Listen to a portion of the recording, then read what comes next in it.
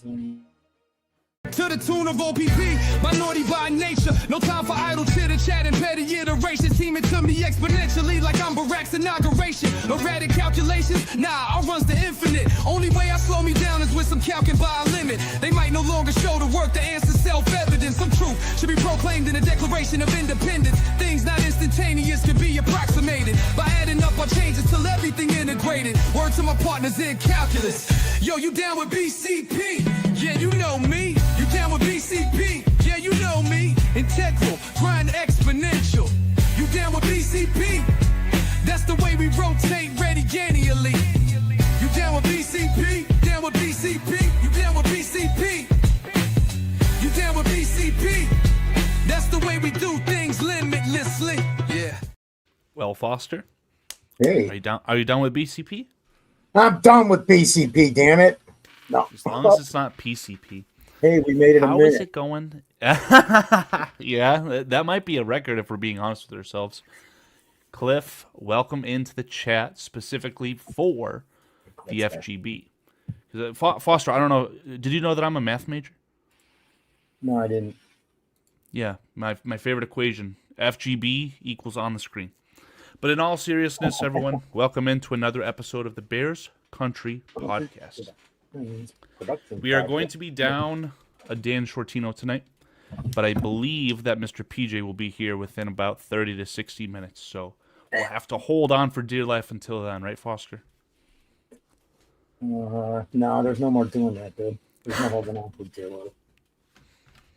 Speak just for go with yourself, man. What's up? Just I want to go get with right it. to the chat, guys. Say hi to everybody. Craig Wolfong. Yep, I am definitely live from the shitter. It's a big shitter, but it's, hey, my shitter. That's all I can say, dude. Chad the man.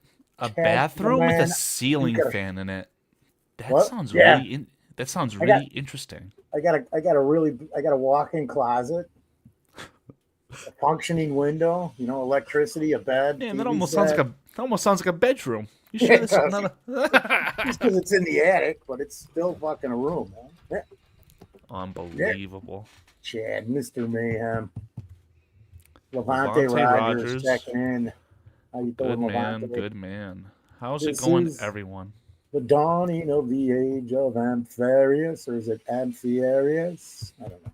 We'll have to ask Amphiarius. King Pookie Nation with a Pookie! really interesting question. Are we going to be doing some tailgating at Aldo's? Seeing as it sounds like the stadium's going to be built at Arlington Heights. Yeah. Finally. In what year are we going to do this? 2029? Look, I was going to say 1929 because I'm ready to go to the next century again. 21, 29? Oh, Foster, you got your centuries messed up again. Yep. What's up, Cliffster?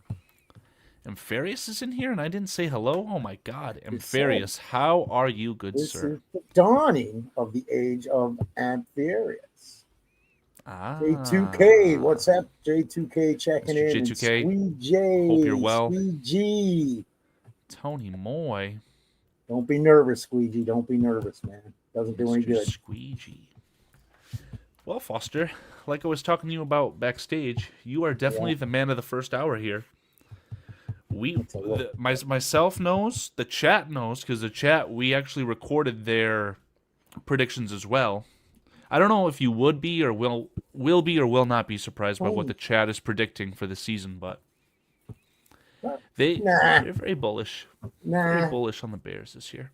I'm gonna say we're not too far off, unless they're gonna go sky high. I'm aggravated at doing that. I look at the last 3 seasons and what I picked. Actually, it's messed up because the first 2 could have been close, and the worst one of the picks would have been last year for me. The last 3 seasons. So I don't know. We can get into this. When should we know it done for the deal? I was reading King Pookie Nation. I didn't get it. What do you got? Oh. When should we know it done for deal? I think what King Pookie Nation is referring to is that stadium, right? Yeah. It's been Arlington Heights from day one in my mind. There was never any ifs, ands, or buts. I said it on the show many times. Because why go through the bull crap of the city? And the taxpayers of the state are just no. They're no. What do we still owe? 820 million for that renovations from 20 That's the fucking years thing. ago? Once the taxpayers start paying for the new stadium on Do the that. museum campus, taxpayers would still be paying for renovations on Soldier Field Yep. that would be null and void because it would be demolished. It's just insanity, right? They screwed it up when they remodeled it, and I said this before. As soon as they lost the historical value, because it's going to suck unless they can somehow keep that. But I don't see how they couldn't freaking fill 9 venues a year of 30, 40, 50,000 people. Let's do 12 or 15 with concerts and everything, because it's still a great place to go for concerts, especially in the summer. The city itself, yeah. Yeah. So, I mean, it's politics, it's dumb decisions and greed and corruption, man. It kills everything that's good. We should skip that. What's up, Levante's got 12-5 if I'm bullish, but 10 wins are good for me. I'm going to lay out my thought because I didn't get to see anything last week. I was kind of tied up. My brother was pretty sick. I was pretty worried about him. Not out of the woods, but he's doing a lot better. I don't know. Yeah, I mean, that's good news, and that's what is the most important thing, right, Foster? So I'm glad you're able to join us tonight. And obviously last week, more important things were at hand. So if you want to get into it right now, we absolutely can. Like I said, I think I kind of want to string you along. Yeah. Let's get Foster's pure, unadulterated opinions on the matter. And then as we go along, I will let you know what the collective results in, because there's going to be 5 pieces to the puzzle, right? Last week we had J2K on, so it's myself, J2K, PJ, certain Mr. Foster, and Shorty. That's 5, right? So we'll have an odd number of people, and we'll know who the tiebreaker is. This will be good anyways, because I already see Creighton Wilfong's got his laid out, and Cliff's got his kind of laid out in the chat, and Tony Moy. So I see a lot of. It looks like we're pretty close, man. There's a couple reachers, I would say, reaching a little bit, but it's possible. I mean, because we don't know what the heck we got. This first game I love because when they were talking about, the Bears are going to play the Vikings first, I was like, man, wouldn't it be great to get a game in Minnesota early on or day one in the season, against J.J. McCarthy, his first game. Unfortunately, it's a Monday night and it's here. I kind of wanted to get an away win because I think this just benefits us because McCarthy's never stepped on the field in an NFL game. So I mean, Yeah, I mean we're just rolling right into it then. So I think kind of with everything that you just laid out, there should be a pretty logical outcome for this game. Do you think? I would have to say, man, it's set up at home. I got the Bears winning this game. I mean, that's pretty much. I think that I haven't even looked because I've really been out of touch this last week. I'm kind of under the gun. Got a few more days to go here, and things might change forever. But I think pretty much as everybody's got this as a W because of all that stuff. Well, if you're saying that it's a win, Foster, there is only one person who disagrees with that. And do you know who that person is? Dan. Shorty. No. PJ was the only one from the panel that considered this a loss, meaning that myself, J2K, yourself, and Shorty all think this will be a win, which means for the collective, it is going to go down as a BCP W for the Bears to start the season. I could see Peach doing this too because there's a really long history. So before Green Bay was the Bears Green Bay, the Vikings were the Bears Green Bay first. We got sick of it with the quarterbacks too, right in a row, man. You had Hall of Famers or guys that stepped right in and you almost couldn't tell the difference. Tarkington, Kramer. There's 2 other guys I can't even think. Our guy that was on the show with John Salisbury, and he was backup. But I'm just saying we had a run there where the Vikings dominated us. Go back and look at the statistics all through the 60s up to 1980. I mean, it's literally a 20-year span where they dominated us, man. So I get where Peach is coming from because that's been a long time rivalry that a lot of people don't push as much as the Bears and the Packers because, how long it's been going on with the Bears and the Packers, the entire history of the NFL, but just the last 25 years have been a lot of pain. The last almost 30, since about 93 started changing, 94. Yeah. I mean, if the Vikings scored 2 more touchdowns in Detroit last year, they're the number 1 seed. That is a talented football team with an incredible head coach, all right? those field goals 2 years ago, they're in the Super Bowl. Right. Just I see the game you're playing. But my point here is that Minnesota is extremely talented on paper, right? Mm-hmm. Really good, great, I say great head coach. And they Agreed. beefed up their lines, right? Agreed. We'll see if Agreed. Will Fries will pan out. They got his running mate, the center, Ryan Kelly. They got oh my God, PJ would scowl at me. I know that. I defensive know lineman set from the up. Redskins.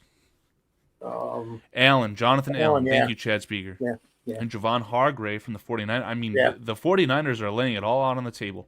And if J.J. McCarthy is worth anything, if he's average, it's a really good football team. But my point with that is just that this is J.J. McCarthy's first NFL game on prime time at home.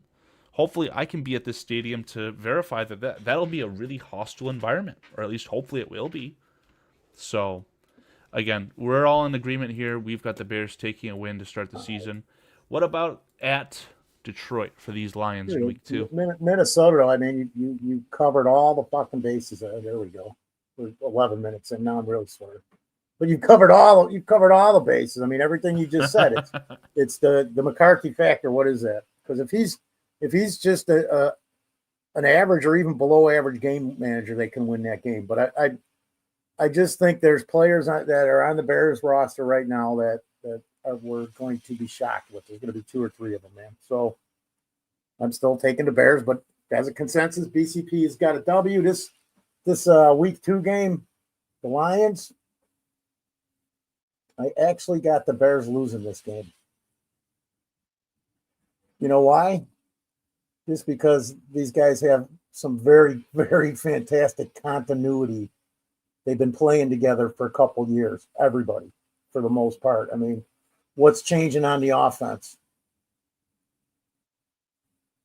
Other than you don't have Ben Johnson, but you got a guy that worked with him. I thought he was under him for a couple years. Yeah, we'll have to look that up. I'm honestly not too sure who the offensive coordinator is, but what I could tell you... It's somebody from the organization that they already had planned in, because they knew last year that they were going to lose Ben Johnson this year. Yeah. People forget to think about this stuff, but they've been prepared for this, and I'm just giving you information that I know is true. So they've been prepared for it. Possibly not on the other end with the defense. But I don't see anything. Actually, if anything, the defense, if they've got a couple people healthy, and we know who one in particular is, the defense is going to be better just if Hutchinson's healthy. Yeah. Big news today. Aiden Hutchinson spoke. I believe their OTAs are starting the Lions, and Hutchinson claims that he's going to be full go, healthy, ready to go. Obviously, is that some posturing? He wants that contract. Everyone knows he deserves it. Can he fulfill those expectations off that injury? I don't know. But for my money, Foster, going into Detroit against a team that just got bowed out of the playoffs at the wrong time, lost, this is one of the biggest brain drains that I can ever imagine, right? You lost your star offensive coordinator, you lost your very good and underrated, in my opinion, defensive coordinator, and they each took assistance. That's a monster brain drain, and the Lions will feel like they're already, they have their backs up against the wall. That's going to be as hostile of an environment as ever. And I think that the young Bears in that stadium, it's just not going to go well for them. So I personally said, Foster, that this is going to be a loss. PJ agreed with me. J2K and Shorty thought that it would be a win.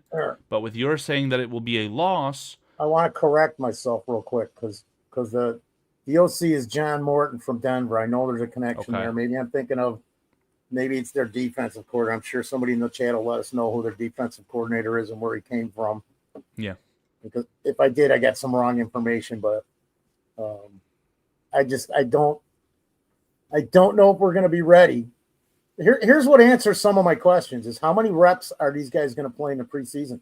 Are they going to play together for 40 reps in 3 weeks and have no freaking continuity and then call what I always call the bye's actually perfect for them this year because they'll get to evaluate their real preseason the first 4 weeks. I'm just tired of that crap too because that's go ahead and look what it takes every team together, man. I hope you're joking. We I mean, beat the Rams, your point and the Rams makes could have been in the sense. Super Bowl. I'm just Right. saying. Think Right. about it and look at the real life situation. Right. They started this crap. Why does Mahomes practice for 3 games? Why is he in all 3 games? Yeah. So he can get a feel of who's around him. They've got to play some damn time this year. No, I'm not saying they absolutely. got With to a play brand 3 new whole system, games, right? but you just cannot develop. We've got so many new pieces developing the continuity. That's why you got to watch these first 5-6 games, man. Yeah. They could flop either way just for that Yeah. reason. Who No, started I mean- left tackle?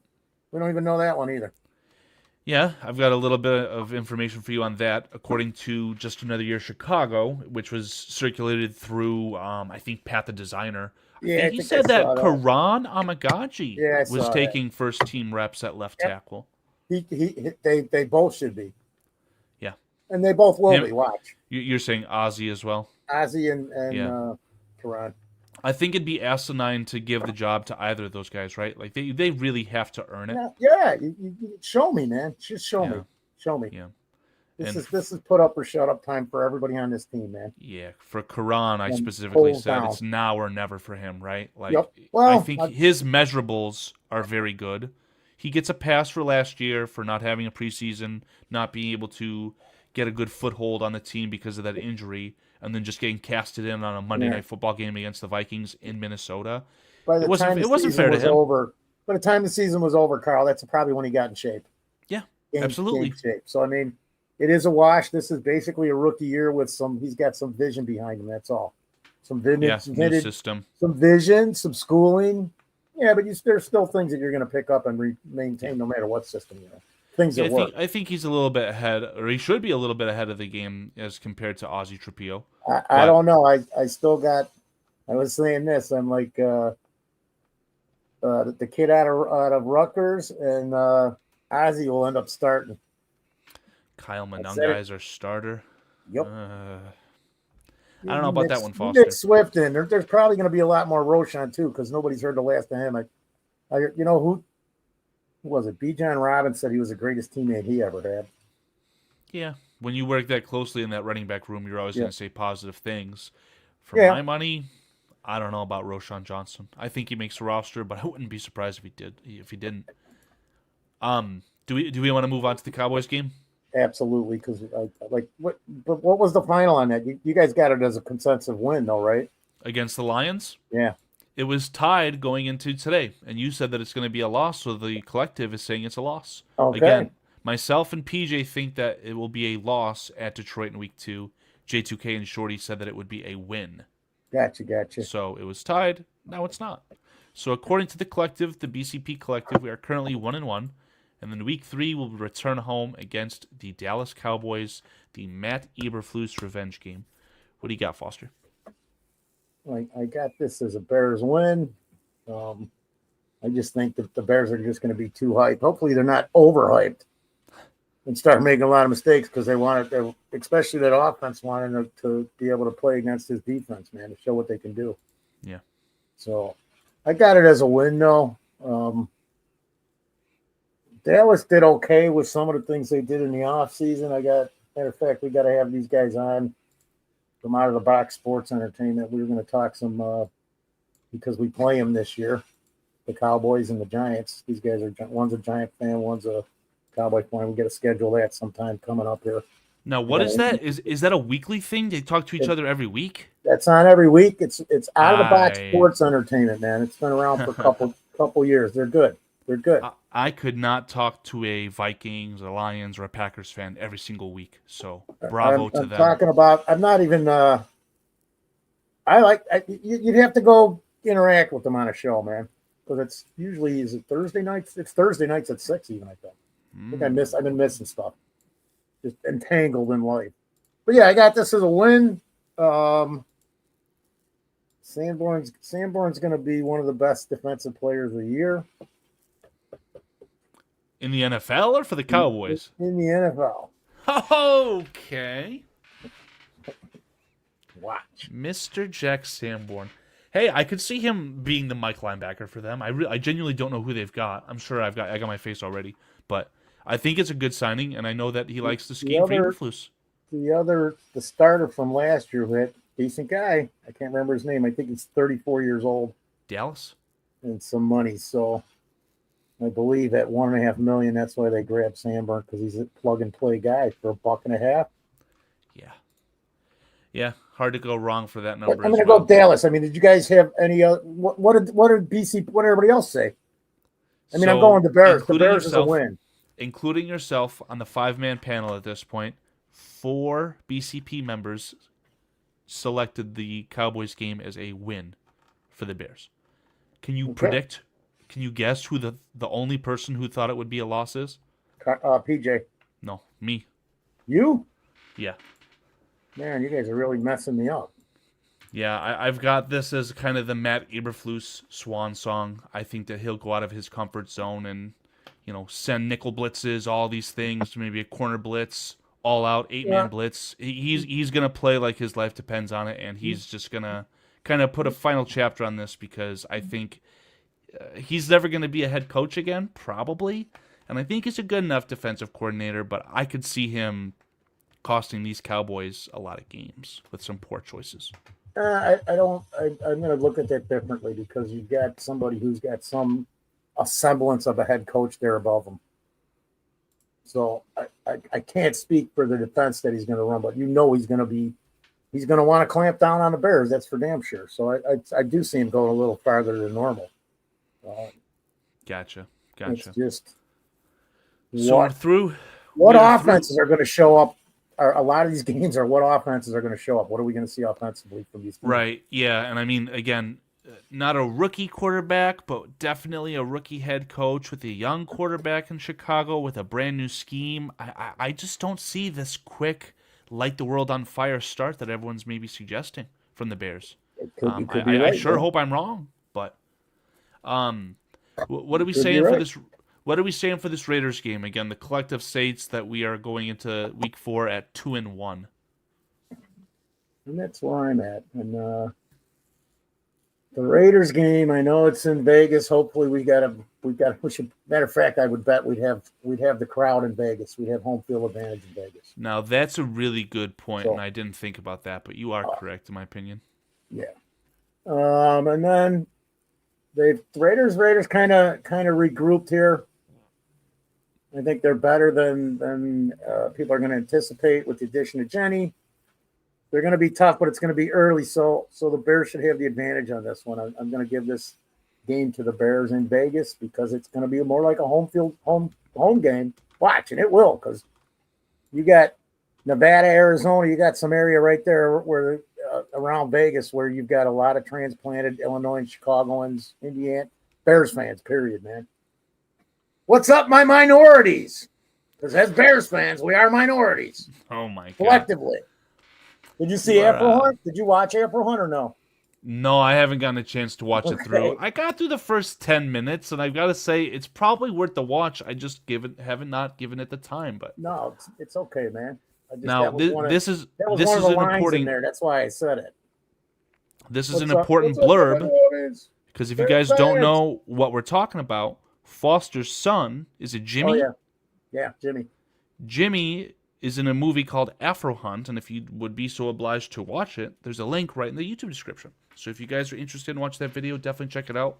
I've got a 3-day weekend. I've got to make sure that I spend some time and watch that as well. At this point, it's like 2 hours and 20. It's a full length feature, man. But yeah, hey, what's up, Buka? King Buka World in the house. All right. Foster, you said that Week 4 against the Raiders is a win. Armando was in here too. Which means, Foster, you broke the tie. And that tie means that the Bears are taking a W in Week 4. Okay. The Bears go into their bye week at 3-1. I would be genuinely surprised, but that's, again, we're going to light the world on fire to start the season. We're going to start 3-1 according to BCP, which is fine. So, I don't know if you want to say anything more about the bye week. I think you said that jokingly it was a good idea. I hate a Week 5 bye week. I don't like it. I said it actually is okay for this year because it it gives them to look back on those 4 games. Which if they don't play 100 freaking plays together in the preseason, let's 100 snaps together, everybody or more. Because what's it been the last few years? 60, Man, 70. how many snaps are there a game? Aren't there only 60 a game? Yeah, but you're not going to play 60 every game. There's usually more in preseason because all the crap. So that means if you were to Or play penalties. 100 snaps, that would be your starters would play the entirety of the first half in all 3 games, and in one of those games you'd play into the third quarter. That's fine. That'd be fine. heavy. That's fine. What are the teams that went? Let's see what Kansas City's doing and Philadelphia's doing, and LA and San Francisco. Yeah. Well, check what their players playing preseason. that's going to be hard without a PFF in front of me to figure out. We're not going to be able to do it, but it's gonna be more than we've been playing. That's for damn sure, man. You watch as we're playing other teams, and we've got 3rd and 4th stringers on there. Why are they still playing 1st, 2nd stringer?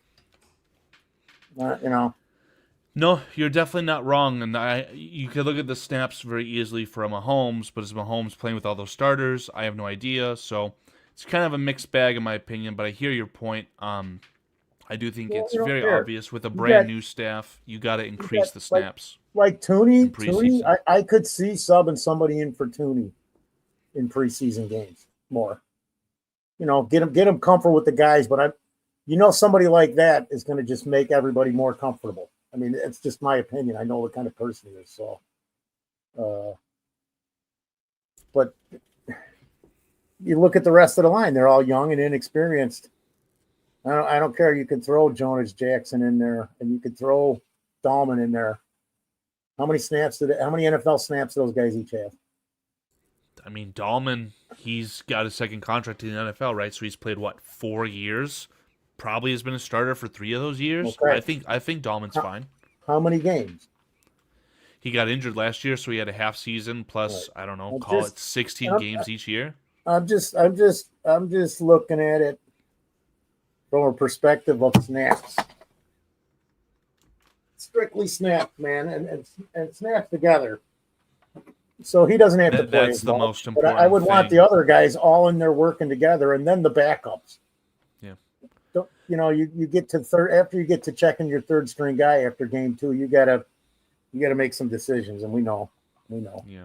So. And then good news. I don't know if you know this, Foster. The Buffalo Bills, who are the Bears' 2nd opponent in the preseason, week 2 at Soldier Field, they will be featured in Hard Knocks. So I will definitely be watching Hard Knocks for the Bills to see what we can siphon out of the Bears content in that. So that'll be a lot of fun. It'll be very cool. Mm-hmm. And I know in years past, year 3 in the preseason, or week 3 in the preseason out of those 4 games, that's always been the traditional tune-up game, right? So if the tune-up game is now week 2 out of 3, and you're playing the Bills, that's a very good opponent to see what you got in your starters, in my opinion. Absolutely. I want to answer James Christo's thing here because he's like, Dahlman's a top 5 center in the NFL. What are you talking about? I'm not disagreeing with any of that. I know we know. Between the PFF grades and the film, you know he's a top quality center. But he hasn't worked with any of these guys. I'd like to see them get something they haven't had in years, and that's continuity on the line. So the guys know what each other guy is going to do, what their moves are, how they're going to react. If you don't play together, you're not going to get the practice, and then you're going to have to do this in real games, which is what we've done the last 3 years. And so it's I'm only not saying nothing negative against the player. It's only taken us 30 minutes, Foster. Mr. Joe Tooney has a 2-year extension. He's no longer a rental.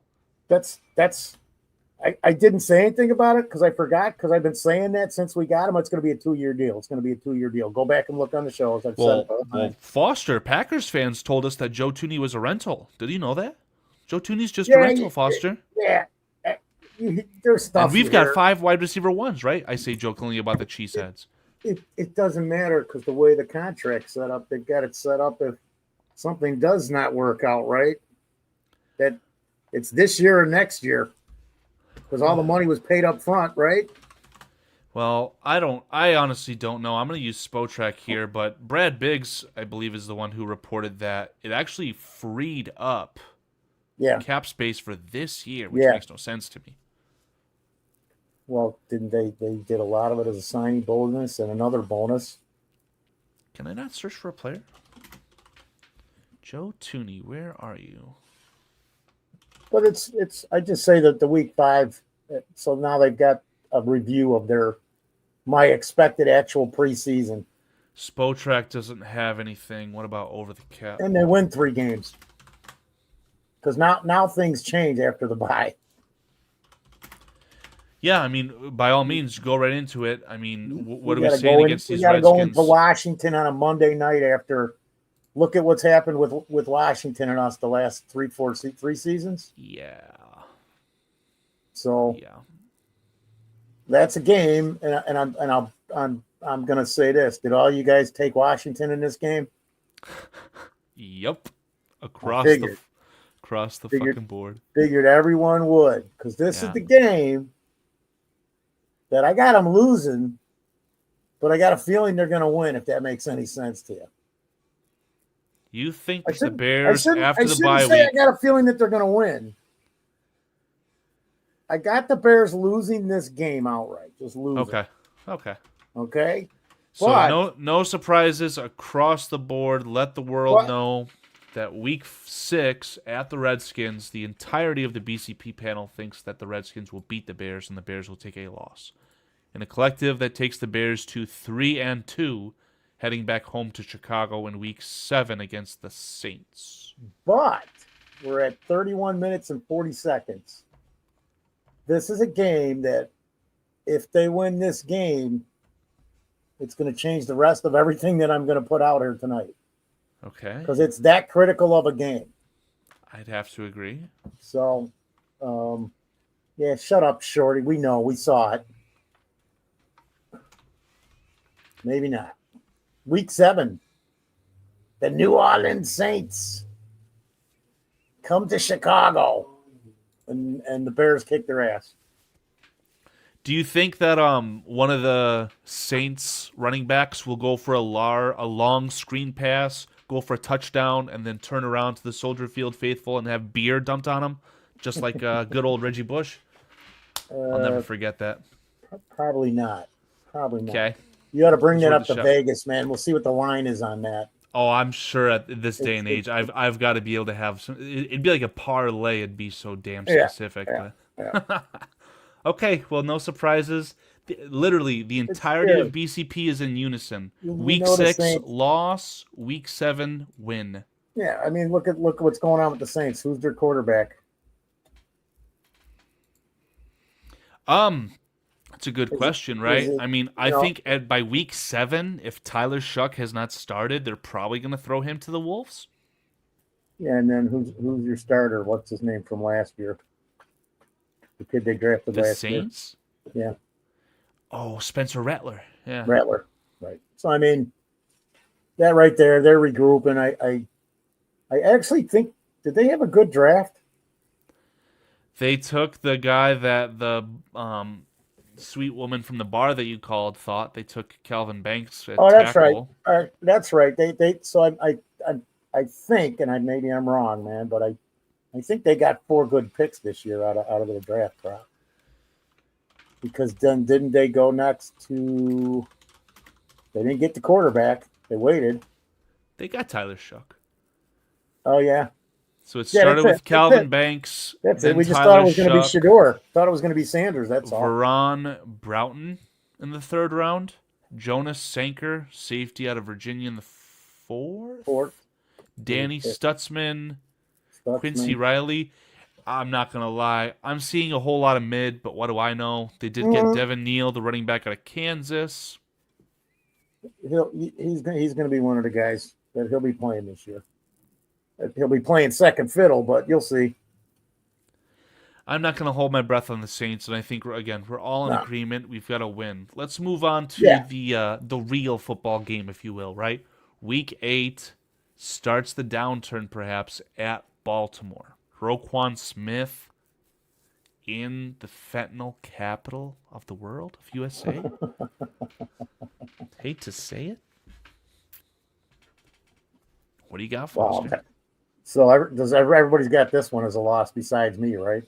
Well, we don't know what you think, but I said, yeah, besides me having it as a loss, so does everyone else, right? that's correct. Yeah, that's kind of what I think.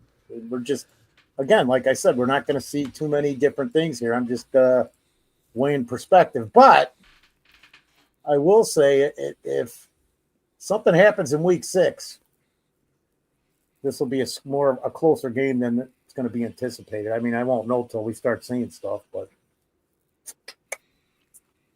we'll see. So we collectively have that as a loss. Everybody's agreeing that is a loss.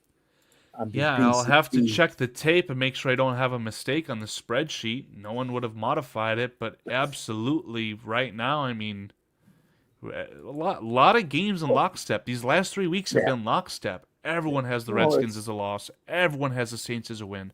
Everyone has the Ravens as a loss. What do you think about these Bengals? Thing is, we're in Cincinnati. I got this as a loss too. Yeah, it's potentially a win, but it's a loss. It's a loss. They've got their wide receiver core together. If the defense on Cincinnati can play a little better, and the offense, I mean, what more do you want Burrow to do?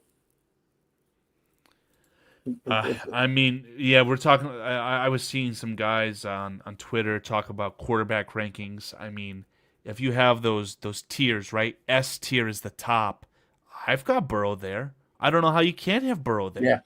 Yeah. And you're telling me he gets to keep Jamar Chase and T. Yeah. Higgins? Yeah, that's what I mean.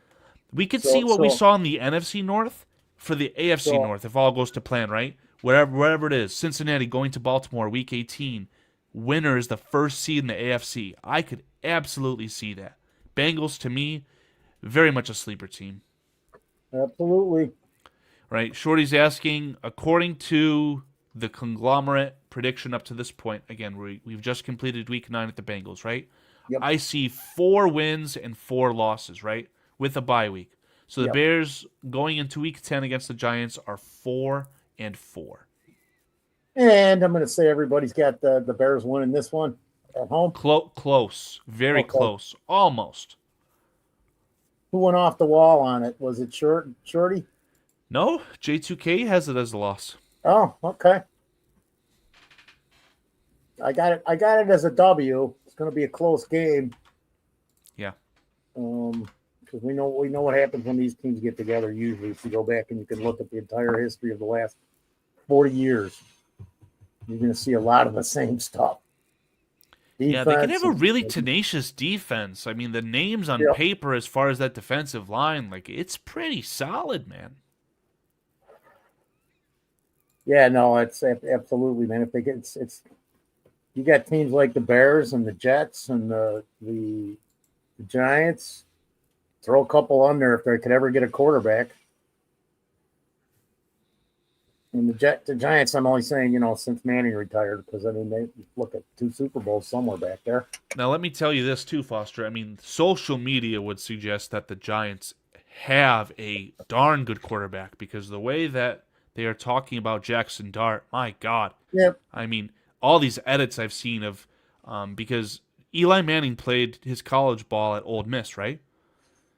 That's what it starts with. It starts with the Eli Manning at Ole Miss highlights, and it transitions into the Jackson Dart highlights at Ole Miss. It's insane. They think that they have a multiple Super Bowl winning quarterback, and it's kind of embarrassing, but they will tell you that with their fantastic wide receiver neighbors, their fantastic defensive line, that they could go into Chicago and win. I don't see it that way. And the conglomerate agrees with us. So again, the Bears taking a win 4-1, if you will, against the Giants in Week 10.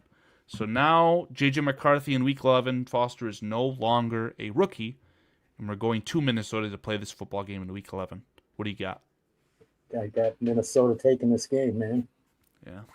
They're at home. It's like you said.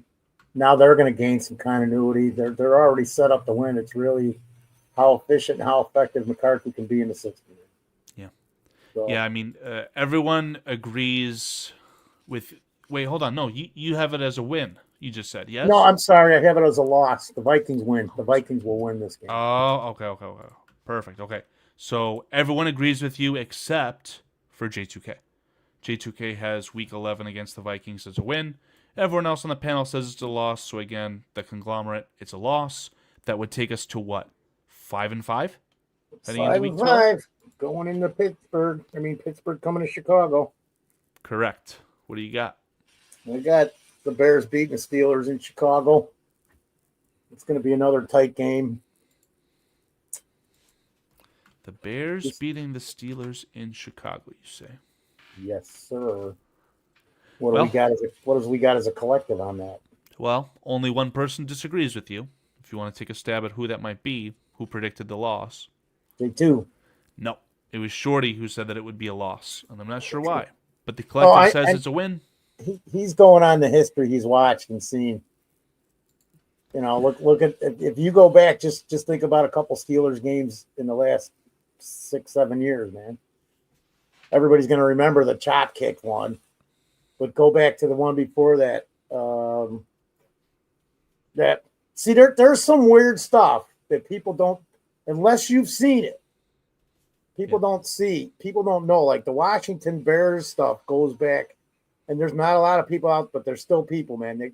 That shit goes back a long time. Some of the weird games, and I can even go in my head since 78 to like now. Even they're the Bears Redskins game, I'm going to call them. There's just something about when those two. That's another two franchise where you can throw records and things out a lot of the time because it's just. I can't even explain it, dude. And Shorty agreed with me. He's going, "Yep, Foster," because he knows how weird the history's been. It doesn't matter who's coaching. It doesn't matter who's what. It's Chicago against Pittsburgh, and it's the same. It's Chicago against Washington. I can't even explain it right now. I'm gonna have to sit down one day and write this out. What this is. It's like my coast bias theory that a lot of people didn't get, and now they're starting to get it because sometimes you can see it. I don't know why I did that. I wonder what Antoine Randall is going to feel about coaching against his old team. But yeah, I hate that Shorty brought that up. I thought that I had locked that one away forever, but that like beautiful cinematic scene of Urlacher's white jerseys just all red or whatever it is from the paint stuff in the field, and then Bettis just runs him over. Oh my God. It's terrible stuff. The bus did me well, money-wise. Those Jesus. teams, man. So. Unbelievable. Yeah. Well, Foster, I don't know if you want to get silly or waste much time against this Black Friday game against the Super Bowl champion Philadelphia Eagles. But I'm going to just say this, because this is just another way they're easing everybody in to get used to paying for NFL games, because that's what it's leaning toward. As everything is like that. So that's what I hate, because it just takes the common average guy out of it.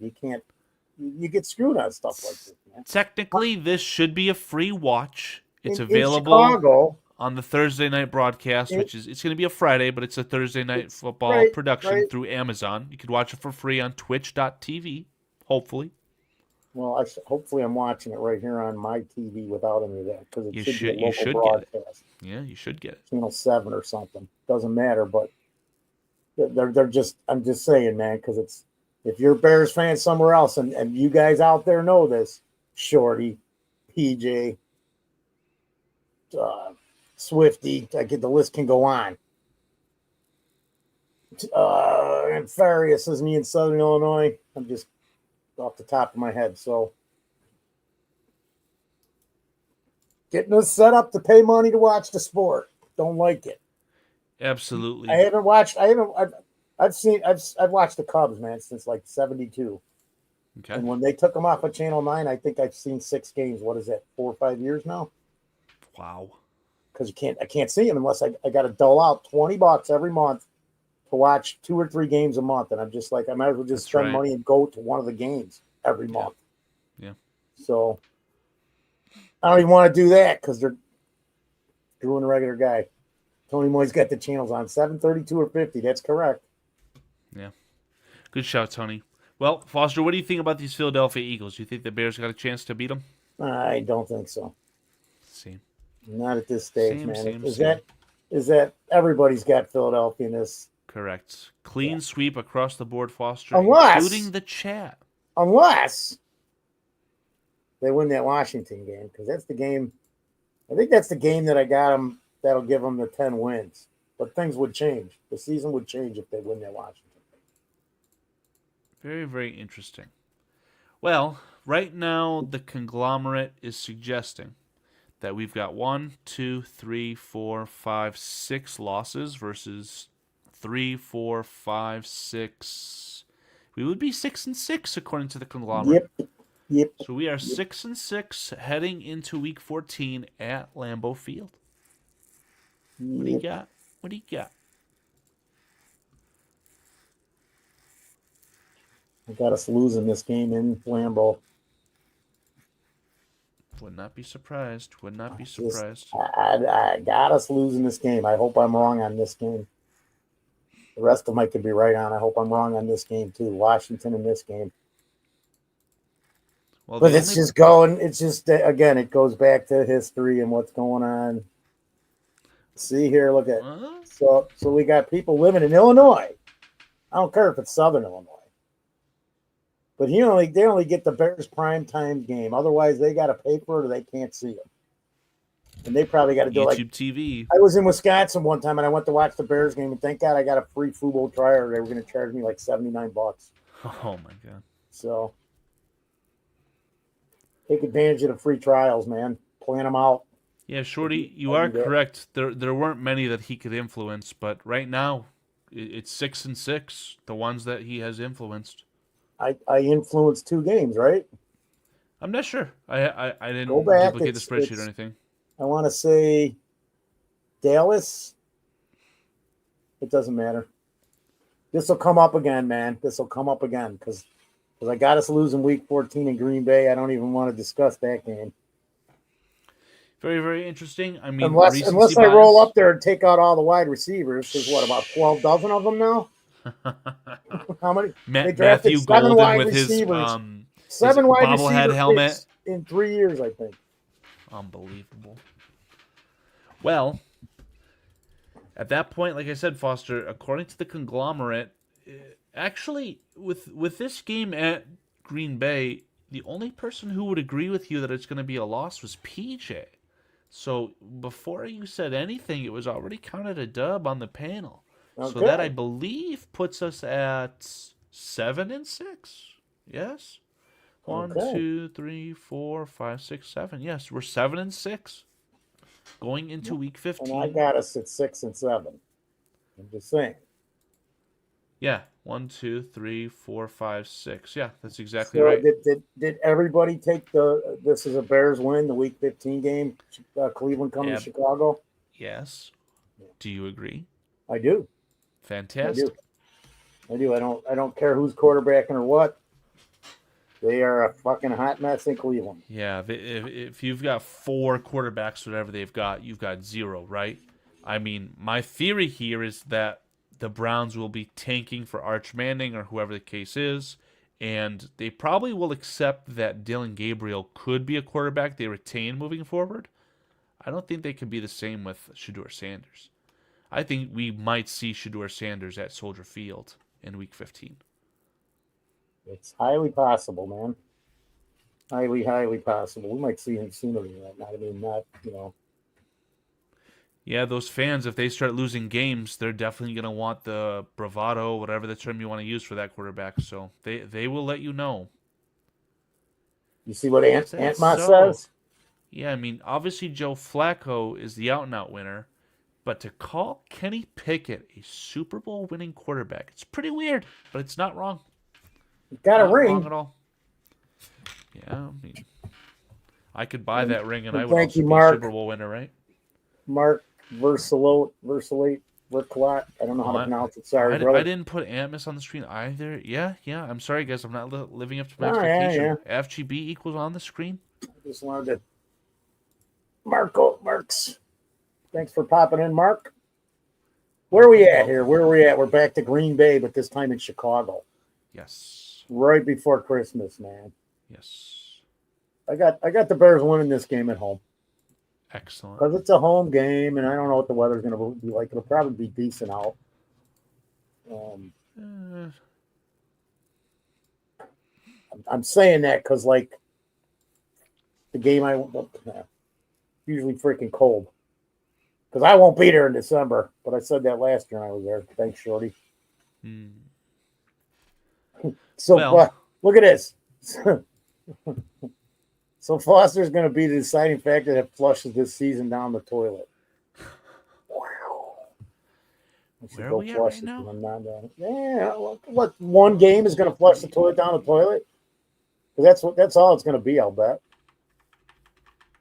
Week 17.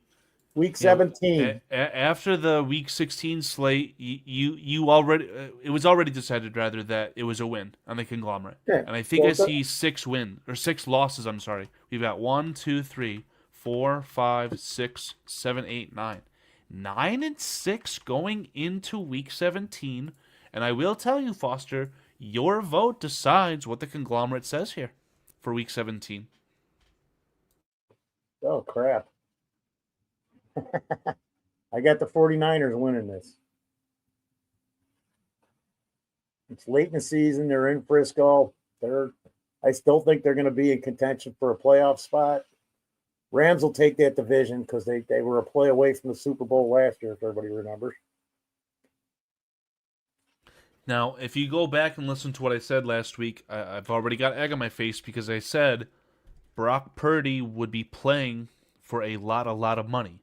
Well, a week later, he's got a lot of money. He's extended. He will be the 49ers quarterback for the foreseeable future. Yep. I don't know if that changes my vote, though. Last year, similar situation. I was very bullish, said, yep, we're going to go into San Francisco and we're going to destroy them. Well, tables turned and we got destroyed, right? It was a terrible, ugly, awful, disgusting football game. Not going to let lightning strike twice. I counted it as a loss as well as yourself and Mr. PJ. So that means the conglomerate says it's a loss. And again, let's just tally it up. We've got 1, 2, 3, 4, 5, 6, 7, 8, 9, and that's 1, 2, 3, 4, 5, 6, 7. We're 9 and 7. 9 and 7, the conglomerate says, going into Week 18 at home to end the season against the Lions. What do you got, Foster? I got us at 8 and 8 and beating Detroit. Beating Detroit, you say? Well, we can't be 8. You can't be 8 and 8 no more. Oh, Well, 8 and 8, and then you take the dub. Got us So 8 end the and season 8, at and 9 and 8. and then beating Detroit, and we're going to be 9 and 8, but going to be 10 and 7. I don't know why. I got us going 9 and 8. 9 and 8, and yes, that would mean that the conglomerate actually agrees perfectly with Shorty, right? Let's just count it up real quick. I've got 1, 2, 3, 4, 5, 6, 7, 8, 9, 10. I'll get a screenshot for everyone to see, but that is the straw that broke the camel's back. That's the final record. And actually, I want to throw this out there too real quick because J2K said the 49ers aren't the team they once were, and I understand that, but they still have the coaching that makes the team that they once were. The team can be that team again. Yeah. What if it was like, how about the 49ers in Baltimore in the Super Bowl? Seems like we saw that very, very recently. Mm-hmm. Could see it again. Would not be surprised, I'll tell you Could that. see it again.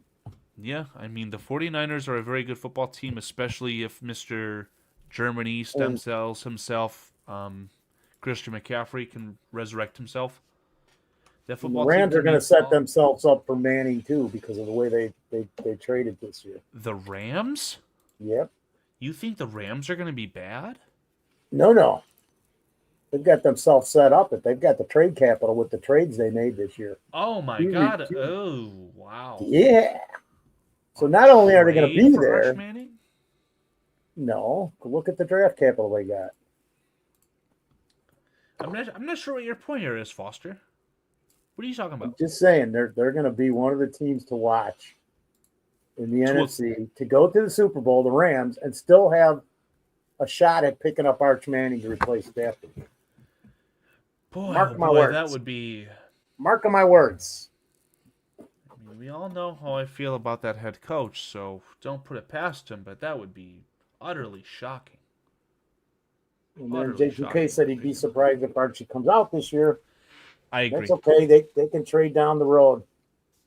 Yeah, Because true. But that, J2K is you know, spot on in the sense that the NIL and Arch Yeah. has, I think, 2 more years or 3 more years of eligibility, something. probably 3. He's no longer missing out on money, right? He doesn't need to accelerate. Oh, I've got to get into the NFL so that I can decline my 5th-year option and get my $50 million a year, right? How much is he making in college just this year? Is Arch Manning making, well, like, could he be making $10 million a year? Wouldn't say it's likely, but it's possible. And These kids are making serious money nowadays, Foster. Rocket Dream says, but the Manning kid ain't it yet. He's barely playing. I mean, J2K he was in a backs that up game. with Arch has something like 60 snaps so far in college. Arch was in a football game where they pulled him because they thought that Quinn Ewers was hurt. He wasn't. They took him back in, and they were up with Arch and then went spiraling down with Quinn Ewers. So I think that they definitely would have been a better team with Arch Manning, especially if he gained experience. We'll see. It doesn't matter what we say or think because the minute he true. shows something, somebody's going to jump. Very, And very true, Foster. I don't expect him to stay there for the duration just because he's a Manning. So But- let me. You never know because maybe he's going to need more time. I don't know. This was It's just- before. The bloodline there is incredible because his grandfather Archie, crap, he might have. I'm going to say this. He could have been better than Peyton, but he just had nothing around him for a decade. Nothing. And Peyton had the exact opposite. He had everything Yep. around him. So Absolutely. I go to PJ and I and Shorty or whoever. People have seen it. People that watched it. Because the Saints, man, oh my God, were they terrible? His whole entire career, they had nothing. The only thing they had going on in the 70s was Jack Dempsey kicked a 62-yard field goal. And that was their only thing for the entire decade. Longer. Serious. There's Shorty's going right here. 1,000%, Foster. 1,000%. Hey, did you guys hear? I think this would be great if they could be called the Houston Oilers again. You guys hear anything about that? No, I haven't heard a darn thing about that. What's up There with was an attempt to reach out to the Titans, or there was. They Titans have been reached out to regarding the name. That was like last week. I heard that. Well, that's not braggadocious. That's fact, J2K. Not to be braggadocious, but I've been the closest to our record the last 3 years on BCP, and I'm at 12-5. Color me optimistic this year. All right. I hope you're right. I hope I'm wrong. Yeah, tell me about it, man. I hope I'm wrong too. So you can see, none of us on the panel have the exact same record prediction, and I'm actually the one who's at the bottom of the barrel this year, which is surprising, but it is what it is. So let me get the updated graphic. That's what I'm working on right now. It's processing, Mr. Foster. It is processing. Redskins and Oilers back. Sign me up for that, please. Yep, me too. Me too, man. But there you go, everyone. That is our final predictions. And Foster, you haven't said a damn thing about the chat, but the chat has the Bears going 15-2. That is awesome, man. I so hope the chat is correct. 100%. Yeah, that would be incredible, wouldn't it? I think you know what? Getting a crack. You get into the playoffs and you're playing well at the right time. It just doesn't matter. We've seen it too many times. Yeah. No, I mean it's very, very possible that This is a tough schedule, Now, man. It's a tough schedule. it is very difficult. Now, this is kind of what I wanted to poke at with you and with when PJ joins us. You've got the Bears going 9-8. I don't know if that's good enough to make the playoffs. Shorty, the collective, definitely J2K, definitely the chat, all see the Bears as a playoff team. Is that something that you think is possible for these Bears? Absolutely. That was my hope. My key with going through this tonight was that Wednesday game in Washington, because I don't know what We just can't figure what we're going to be after the first 4 weeks. What I've stated was what pretty much my bleeding obvious. And we could lose. We could lose one of those games. We could lose that game to Dallas. I don't know. But the way I'm seeing it, we could be a playoff team. It's just that the division too is so tough. What's Detroit going to do this year? What's Washington going to do this year? Is the Vikings offense going to be able to function with JJ McCarthy running it? I think so. I've got the Lions finishing fourth in the NFC North. I don't care if that sounds stupid. If we learned anything from the 2024 Bears, it's that coaching matters. And I believe in this coaching staff, and I actually believe in the coaching staff in New York for the Jets. I think that this brain drain from the Lions is just too much to overcome in 1 year. I don't care about the talent. It's highly possible, dude. It's why not? Why couldn't? I'm sure you're not the only one saying it. I'm not saying the Lions will be ultimate uncompetitive and only win 2 games, yada yada. I'm just saying they'll finish fourth in the NFC North. So again, if that's a 6-11 record just underneath the Bears, doesn't mean that the Lions won't be competitive. But man, to overcome that would be something special, in my opinion.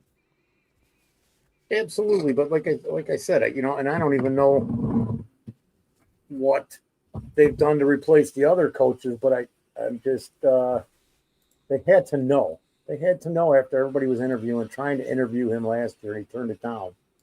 They had to know they were going to lose him. They had to keep an eye on things. I don't think they're as poor of an organization as they were. They seem to have gone through a change again. I mean, just look at the record and the offense and the defense. What's happened since no Megatron or Barry and all those guys left? But they haven't done crap. They haven't won anything huge since 1958. 57, actually. They won the NFL championship. The Lions? They have done the Lions. That's the last time they did that. The Lions have never been to an actual Super Bowl. No, they haven't. I'm saying. Historically, they have done nothing since 1957. Since their NFL championship. They have done nothing. What did they win? A couple divisions? Right, yeah, hanging in the rafters, NFC North champions. Oh my God. Yeah. So, and J2K says he's thinking that the Lions will struggle to have a pass rush and the offense will be fine. That's kind of sounds like what happens to the Lions all the time. When they're scoring 30 points a game and they're still losing games and can't win the big game. Was the coaching even set there in Detroit? I mean, I still sit here and go, why the fuck didn't you take all those attempts? You would have been in the Super Bowl. They would have been in the Super Bowl if they would have made all 3 of those field goals, and they could have. Right. Yeah. I mean, you don't get to that point without being aggressive, though. And for you to change your stance on that at that point was probably a disservice to yourself, to the football team. So I see where they're coming from. They just didn't execute at the end of the day, and they choked, just like they always have as an organization. So I don't think that highly of the Lions. They have a talented football team. There's no lie there. But again, for Ben Johnson to get what he got out of Jared Goff, that makes me very, very excited for the Bears moving forward. But just in 2025, you can see where my head's at. I've got the Bears having a slow start. They probably won't go 1-4. They most likely will not go 7 or 6? I don't know if they're going to go that bad, but just game by game, that's how I saw it. So slow start, things will pick up. I don't think that the early bye week does any service to this football team. And they'll catch fire towards the end, right? They'll beat their rivals at Lambeau Field. They'll beat their Lions to not finish in bottom of the NFC North. They won't be bad either, but I just don't see the Bears making the playoffs this year. They could. Now, if we talk about pitfalls on the roster, Foster, I'm very scared of the Bears' run defense and rushing offense. I don't know if you see anything. I know last year you talked about their interior offensive line. That's just where I see it personally right now. No, everybody's talking about the running back room. I mean, that's been a conversation, I don't know, for the last month. Well, at least since the draft, prior to the draft. I don't know if it's as terrible as people are saying. You know where I'm at. I was saying it last year. I'm like, man, why do we got? And people are going to say I'm nuts, but why do we got Swift here? Because he's going to run up the middle and he's going to get nothing. And then that would happen, and I'm like, oh, you're going to run Smith again? Now you're going to run him in a B gap, and he'd get a yard or two, and then we'd be punting on fourth down already because they wouldn't complete the pass. Why wasn't Roshan in there pounding for 3 yards? I'm just saying. No. Johnson's going to change his offense. I know he gets paid the big bucks and he's the starter, but you got to go with what's going to work, man. Monanganai, I think, is going to be more valuable than anybody anticipates. I mean, I look at that pick deeper and deeper, and I'm looking at him on film, and I go back and I watch the Michigan game and the Illinois game and the Nebraska, a couple other games, and I'm like, this guy just doesn't stop, and he does not go down easy.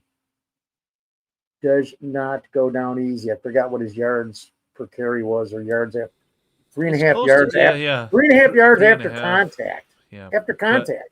But PFF reported that before contact it was like 1.5.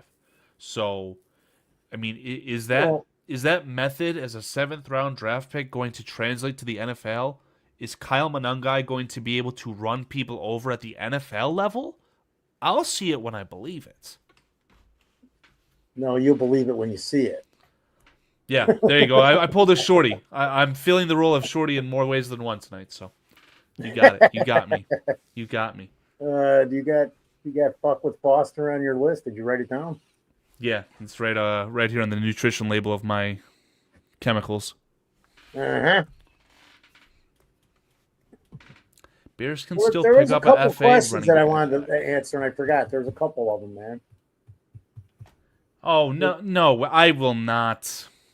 He's not Jordan Howard. Jordan Howard had something to him coming out of Indiana.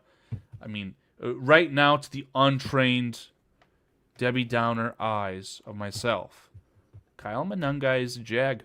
He's a 7th round draft pick, guys. I don't want to blow that out of proportion, right? We all knew that the Bears needed a running back.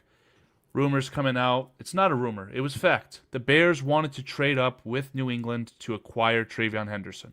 The Bears were smart enough to know that they needed an upgrade at the running back position. But they got screwed. I predicted the perfect storm of, I said 5 running backs being drafted before pick 39. Yeah. It was 4. Just before, right? Pick 38. I don't think anyone would have thought that the Browns or anyone would have taken Quinshon Judkins before Travion Henderson and before the Bears picked at 39. Yeah, I can promise you the Bears would have drafted Quinshon Judkins if he was available at 39. But it didn't work out because if the running back position is undervalued, overvalued, whatever your stance on it is, the fact of the matter is that those were the best players in the draft in a weaker draft class. The good running backs went early, and the Bears got screwed. And they settled for Kyle Monangai. Kyle Monangai is a 7th round pick, is probably a very good value pick. But is Kyle Monangai your starting running back? I'm sorry? I don't know. Why not? Because, like I said, Foster, yeah, why not? I'll take the why not stance. I like it. Wait, I got to ask. There's a couple questions, and I had one, and now I lost it. But I'm going to answer this one. So, no, Chad, Irv Mulligan did not get drafted, but Brian Dable has him in New York right now. I'm not sure of the results. I got to go back and look, see what happened over the last week with him, if he is on the practice squad or what. But Dable, 20 teams went to go to sign him as a UDFA, and Dable's the one who got him. So I don't know if the Bears did, but I know there was 20 teams involved trying to get him. So that's just answering that question. That was about Irv Mulligan. Do you remember any other in the chat? Remember his name, because if he comes up and he's rushing against the Bears in that game when we play the Giants, enough said. Foster's head would start exploding like an emoji. It would. That would be terrible. Yeah, I have a guy or two every year that's decent, and then I always have one that's just nothing. Like I forget, there was a kid out of Pitt, and nobody even ever gave him a chance. It's a good comment from J2K. I mean, you would think that guys like Monangai, Luke Newman, hopefully Ozzie Trapillo, are getting a lot of snaps in preseason. Because if these guys are going to make the roster, which I expect every single Bears draft pick to make the roster, I don't know if that's a shocker to anyone. These guys have got to prove themselves and get their experience in this new system, just like everyone. So preseason is the perfect time for them. And as Foster has dubbed it, weeks 1 through 4, that'll be the starters preseason, right before the bye week, right? Yeah. So go back and look at the games, man.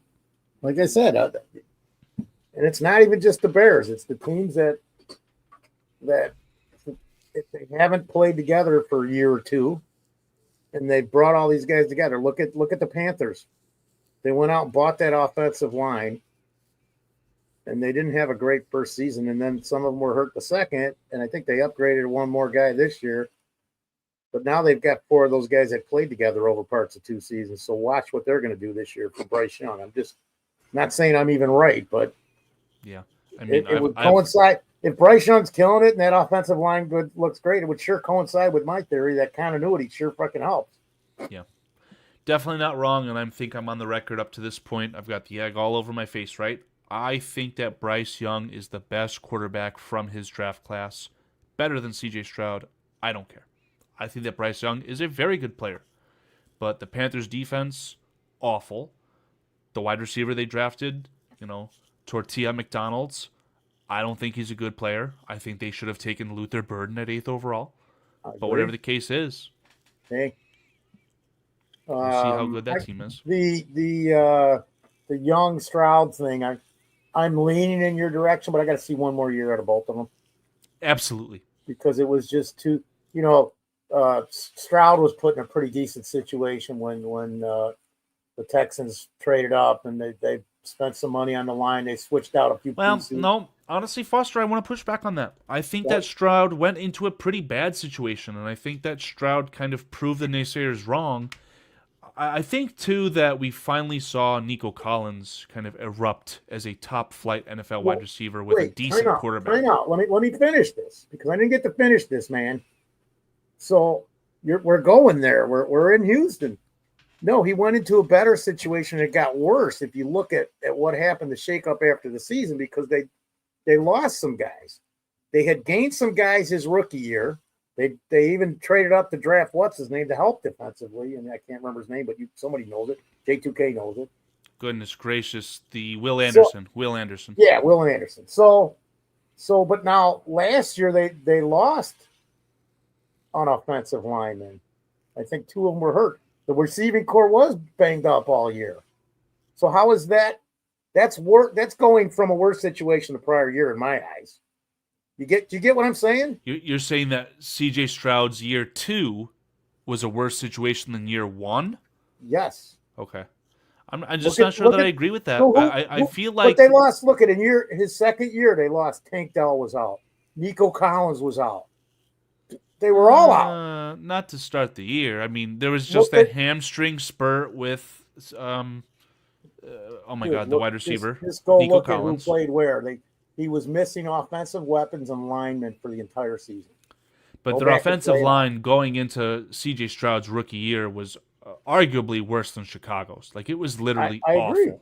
I agree. And they had to go out and circumvent that by getting an elite running back from the Bengals to start last year.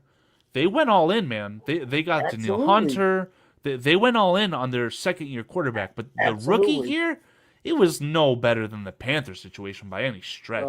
Those are 2 bad teams. I'll agree to a point, but I go back and look at it. So let's just round circle back to the original got the Bears point. Going 10-7. Yeah. So right now, guys, if you haven't seen it and haven't cast your vote, we've got a chat poll up. We are looking to see from you guys if we think that the Bears will make the playoffs. Obviously, I'm perplexed because the results suggest that it's 50-50 across 16 votes, right? 8 people say yes, they'll make the playoffs. 8 people say no. But it's a lot of the same names who voted the chat last week to say that the Bears would end up 15-2. So I can't put that together, Foster. I don't know what's going on there. I don't know, man. Are we swaying? No. Are we swaying the vote tonight here with our finishing off what you guys did last week? Because, like I said, I didn't get to see any of this last week. Well, you've got it on the screen, and you've completed the puzzle for us, so to speak, right? So, again, in order, That's a lot. I've got the Bears at 7-10. J2K has them at the opposite, 12-5. And then everyone else is the 8, 9, 10 crew, with the collective being right in the middle with Shorty, right? Shorty is the mediator, the pulse of the channel. He's agreeing with the collective. It's a 10-7 record for the Bears. That should be good enough for the playoffs, right? 10-7? I would think. We've gone 10-6 and not made the seven playoffs. playoff seeds? Wasn't Lovey's last year 10-6 and we didn't make the playoffs? Right. There's a serious problem with that, though, right? Didn't we start like 9-2 and just totally fizzle?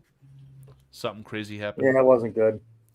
Yeah. It never is. When it's they shouldn't have kicked Lovey to the curb like that, though, if I'm being honest. And the reasoning, in my opinion, is that they held on to that old defense too long, right? Yes. Yeah. And if you're going to get anything out of those old, overpaid players, it's going to be with the coach that they like. As soon as they pulled the plug on Lovey, they should have blown the whole team up, but they refused to do so. And they kept middling and meddling and getting Trustman and all these things. That's a whole nother McCaskey story. Yep. And here we are, 2025 with no Super Bowl. Except for 85, but I don't claim that. Different century, man. Correct. Different century. Correct. I don't think so. Too many But good teams here, in the NFC North. Let's go to. I was just going to put that up, Jay Grizz. I don't think there's too many. I don't think there's too many good teams in the NFC, let alone the North. No, Jay Grizz is saying, because I asked, I don't Bears make think the playoffs? so. There's too many good teams in the NFC, let alone the North. Okay. Yeah. I had to go back and look at that. Had to I review was the going film. to say, wait a minute, let's go look at the teams. The NFC is going to take its. This has gone in cycles since I was a little kid. Which division's better, the AFC or the NFC? It's gone in complete cycles. All you got to do is look at Super Bowls. Take Super Bowls and the old Pro Bowls before it was a joke. Yeah, tell me about it. So, no, you're good, Grizz. It's me. Just the mind should know better because I know you. I know you, man. So I should know better. What's up, Patty L? Patty Lara, Foster, Armando Lara Jr. was in here earlier. Grizz, Chad, Jordy. Yeah. J2. J2K said Shorty's doing a stay vacation, right? He's freaking sitting on the couch eating steak, watching some primitive hut building. A staycation, that's what the term was, right? Yeah. I don't know. I know Shorty's got something going on, but I'm hoping that we get an I'm appearance joking from Mr. around PJ. with stuff, man. Yeah, that's what I was just gonna say. Peach is now like an hour and a half late. Yeah, we're doing our best. Well, we knew he wasn't coming really. I knew he wasn't coming till 9. Would have been the earliest. See, he's literally eating that steak, watching the primitive hut building. I was right. That's some good stuff. Oh no, wait, that's when he wants to go to sleep. It's Thursday night, man, and he'll be up in the 4 Stars chat at 1 a.m. That's right. Yeah, I've been there myself. I can't lie. It's good content. I'm not gonna lie to you. So Aunt Ma says this: it's hard to say who's better, the AFC or the NFC, but the leagues like the AFC more, and that's agreed, man. We're in that cycle of pass. The AFC has a lot better collection of talent at the quarterback position. That's for sure, in my opinion. That is correct, but let's see how that pales out as we get to the end of the season. I'm just saying, man. There's still a few cats in the NFC who can throw the ball. Yeah, I mean, who comes to mind? I'm very, very curious. Stafford, Goff. The kid from Washington, he threw the ball a little bit last year. Foster, I think you're being disrespectful. I have a strong opinion on who the best quarterback in the NFC is. But I'm talking, you guys always bring up the 4,000 yards. I don't care about any of that. I just care about the eye test. Average all the time, man. My untrained eyes tell me, Foster, Baker Mayfield is the best NFC quarterback, or the best quarterback in the NFC. I mean, he's got a lot of talent around him too, but I really like really, really, really like Baker Mayfield. Me too. There's another guy.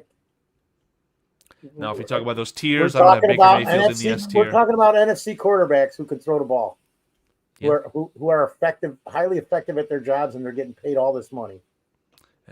Relative money speaking, Baker Mayfield's category. I mean, it's pretty obvious after this ain't the guy, and the Rams they knew it, so they got Stafford, they got a guy. But I'm just saying, there's some guys out there. Baker, I like Baker. I had him on my team, man. He was one of my guys. Yeah, absolutely. I'm trying to find for J2K brought this up because I did catch this too, man, and I want to catch more. I've been missing stuff the last 4 or 5 days here. Other than going over this prediction, man, I already knew what I was going to tell you before we talked about it tonight with my record prediction. I already laid it out like 3 times last week before that show. But J2K's got thoughts on defensive end Hardy moving to the linebacker position, and who's going to beat out Dom Rob for defensive end 4. I just don't see it at all. Right now in front of you, Foster, I have the entirety of the Bears 91-man depth chart. Right. It's not depth chart, just roster, right? It's projections through and through, but you're telling me you're going to move Daniel Hardy to a spot that's occupied by all those linebackers? There's a reason for it. I don't know. I'm not saying that it's going to happen, but there's a reason that they're practicing for this. And my bet would be see how he can handle some type of coverage, and then they're going to start using him as a pass rusher like you would, not necessarily defensive end, but that stand-up linebacker and additional pass rusher on certain downs. Did you see that? Hell, who are we talking about? Daniel Hardy? Daniel Hardy. No, I just don't see it. I mean, you're talking about having him rush the passer. He already does that, right? According to my soft predictions here, I mean, this is kind of what I have. I mean, I've got Dominique Robinson as our 4th defensive end. I think that goes hand in hand with my prediction. There's not oodles and oodles of talent on this roster. Obviously, if Deo, Mailman, if he plays up to his contract, Shamar Turner plays like a first-round pick, like someone projected he would have been without the injury. Dexter makes the final step and becomes Gervon Dexter he has that high ceiling that Grady Jarrett talked about recently. Yeah. I mean, sky's the limit, but do you know what would look really good right there at that nose tackle position, Foster? Kenneth Grant. Dude from Michigan? Yeah. Let's see what Kenneth Grant looks like on this roster, huh? I can't say anything because that was my pick. Him or the linebacker. I didn't think we were going to take 11, but whatever. That's long in the past from last month. It's a month ago. It's past. Yeah, I mean, I actually, in my roster prediction. Go ahead. No, I was just going to say, it depends on the scheme. I don't know if it'll work, but let's 2 read this. Sam linebackers. I think Alan wants 2 Sam linebackers. Hardy and Soul both fit. Now, keep in mind, when we're talking about a Sam linebacker, last year, that was Jack Sanborn. Yep. I mean, you're telling me that Daniel Hardy is the similar archetype as Jack Sanborn? I just don't see it. Well, can he? They're looking at the coverages, basically. I've heard this before, too, and Squeegee's even saying it. They're talking about him covering, not rushing the passer. But you have to see that. There's got to be a reason, man. So there's more to this. Daniel Hardy. Does he just fit what Allen likes, and he's going to see if he works out? Or can be used in it. I don't know. Yeah, I mean, Daniel Hardy made the roster last year because of his high motor, high tenacity, and quite honestly, his play on special teams, right? So Daniel Hardy, in my opinion, has a place on this year's roster as well. Who's that guy? What's up? I've seen him before, man. What's going on with y'all? I got you, J2. I got you. Much, PJ. PJ. How are you treated? Schedule or what? If we did. Want, You want to see it? Foster completed the puzzle screwed it for all us. up, PJ. I ruined it. So we're as a collective at 10-7. Yeah, but Pete, you and I are only a game apart. Well, No, look at you and I. We agreed on everything but the Vikings game. Everything. that's because What? And we're in the same generation, I guess. Yeah, that's what I PJ was Foster saying, man. didn't know what your predictions were for the most part before these games too, or before these picks. So I it's didn't, pretty but awkward. I told you who I thought would be what. So, Okay. but it is. It's PJ and I have witnessed the same crap for decades. So So we think that. I'm sorry, Foster. You think that the Bears is going to win the opening day game? That's I the do. only difference. I do. Okay. All right. Cool. What's up, people in the chat? J2K, Squeegee, Jay Grizz, Tony Moy. Good to see you guys, man. Steve Rogers. Steve Rogers. I was talking about the ones who actually spoke to me. So, yeah, everyone else in the chat. Yeah, what's up?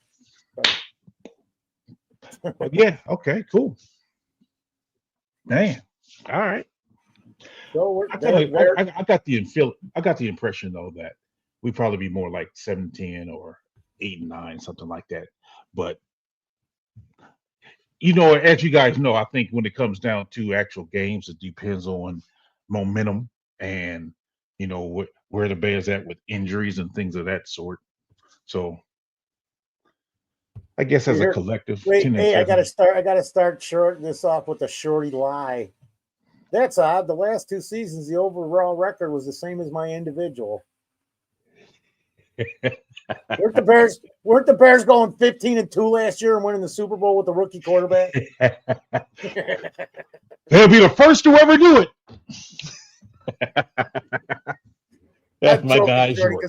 I don't know what your picks are on the board. I just had to do it to you, man, because you're freaking not here. So that way you get picked on more. So screw you, dude. If that made any sense at all. So the collective is in line with what Shorty predicts. 10 and 7. Okay. Now, with that being said, though, Carl, if I'm not mistaken, Carl is the is the Debbie Downer there. Okay. Pessimist. That's correct. Yeah. Well, you and Carl are the ones that got him having a losing season. Straight up. Yeah, I'm surprised with even with J2K at 12 and 5. I'm surprised. I mean, he explained it, but I am surprised that someone would actually pick the Bears to win that much. But hey, it's a new regime, and I'm liking what you guys. What do you guys feel about what you're hearing out of training camp? Well, not too much, right? They're just in, practice attire, whatever you want to call it. I mean, nothing too special to me. I mean, I'm just kind of more in the camp of listening to what they're doing with this quarterback and hiding him from the media with all this shenanigans with the book stuff, right? Kind of not a fan of it, but I'm glad that Ben Johnson addressed it directly, right? Right. There hasn't been anything in these OTAs up to this point that have surprised me. I know we're talking about right now Daniel Hardy moving to a Sam linebacker. I can't subscribe to that, if I'm being honest. I think the part that I really like most about what I'm hearing is how they saying that Ben Johnson is paying attention to detail. That's what I really like hearing.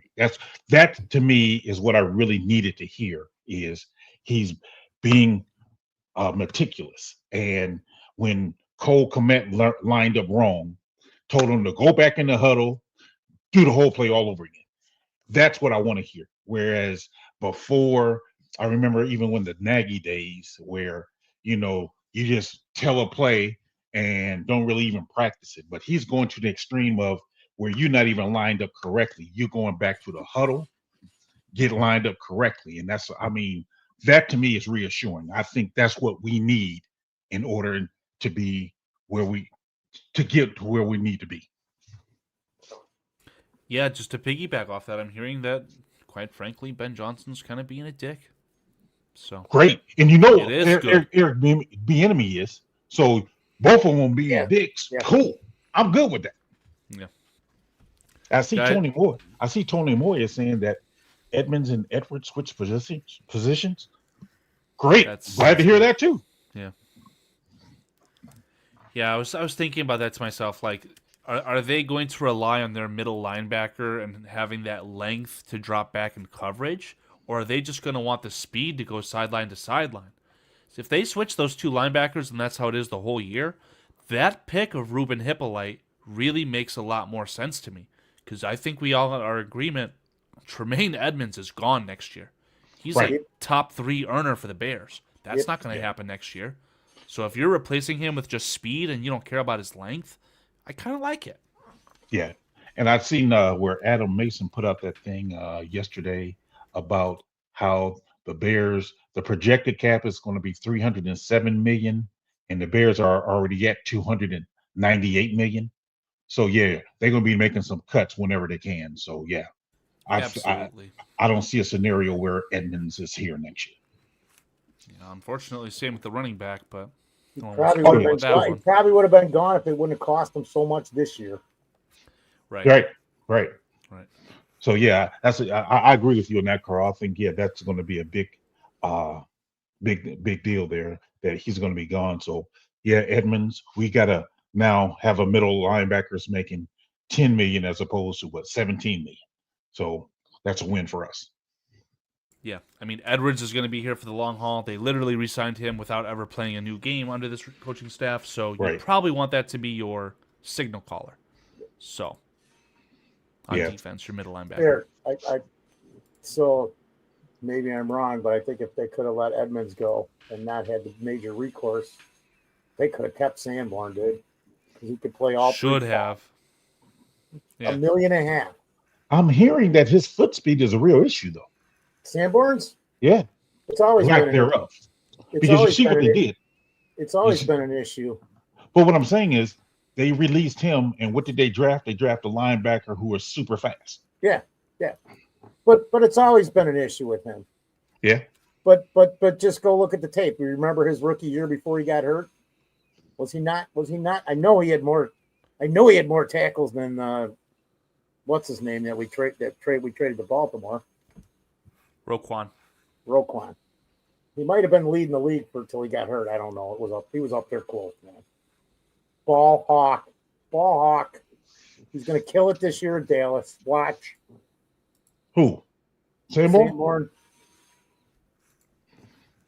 Yeah, we have to get a timestamp on what Foster said earlier. Something crazy about how Sanborn's going to end up being one of the best defensive players in the NFL. 31-40.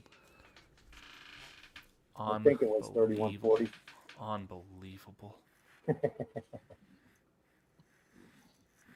Unbelievable. Yeah, here with the training camp guys, I don't know enough. I haven't been able to do anything. I'm under the gun. I'm ramping some stuff up here, trying to move on my merry way in life. So I have not looked at very much over the last 10 days, honestly, other than the schedule, because I was well prepared for last week. But no, you guys wouldn't let me on the show. I'm kidding. Right. What's up, Vizzo Joe? Vizzo Joe. John King Bravo Stockton. Stockton. John Frank Williams 899. Yeah, I just think that like going back to the whole OTAs, the fact that they saying that Johnson is being hard on them.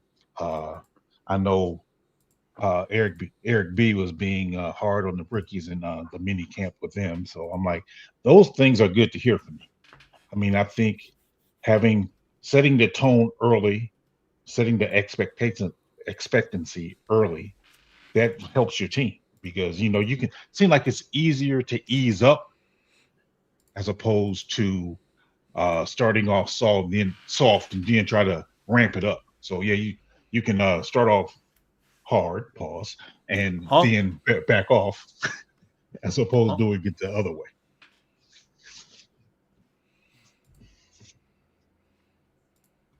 Right now, I'm just taking a look at all the highlights on Twitter. Yeah, I haven't all the Bears looked OTA at stuff. anything. I see Brisker in coverage. It's I good to see Brisker out there. Yeah, Tyreek Stevenson getting burned by Roma Dunze, arguably the best receiver on the Bears. Not arguably. He's not. That would be DJ Moore. Just giving you a hard time, PJ. Giving you a hard I time. know. This is their defensive backs with their quick twitch. They've got these guys ready to go. Who's got the there's two players with guardian caps. That looks like Tyreek Stevenson.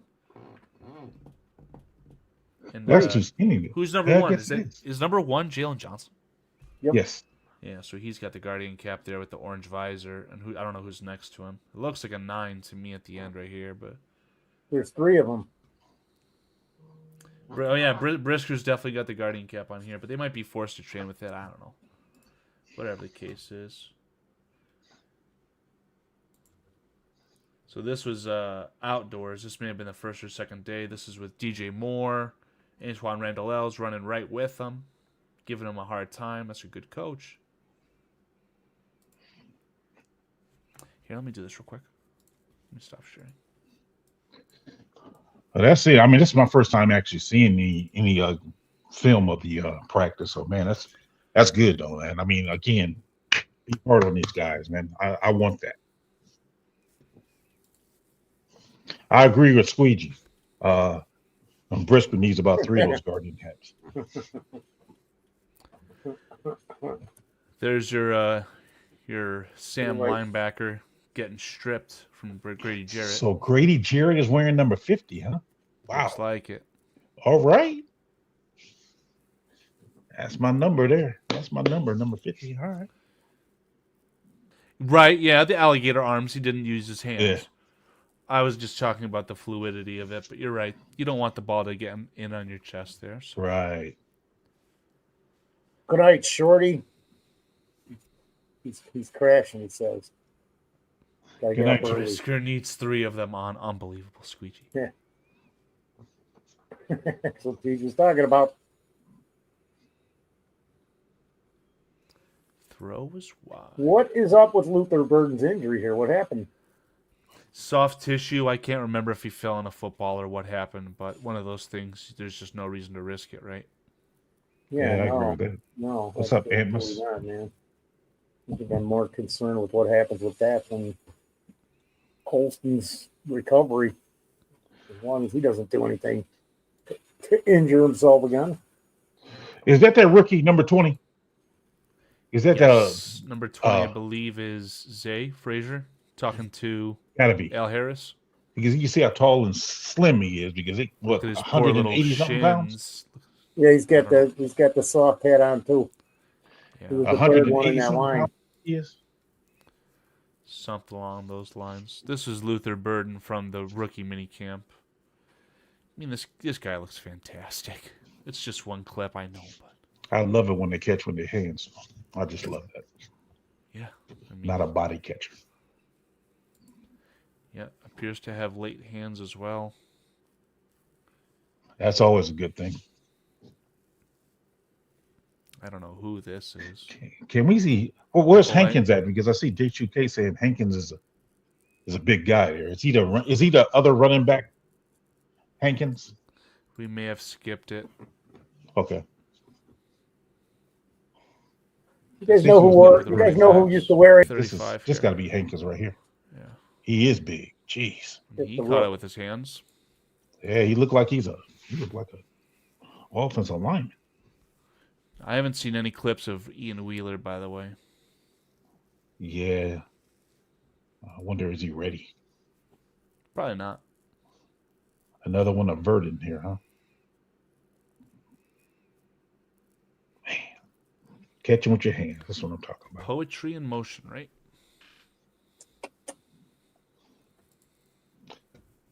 He looks smaller than I thought he would be, though. Verdon. Burden. Is his name Burden or Burden? Luther Burden with a B. Burden. Okay. Oh, that's a rookie right there. Am I correct? 95.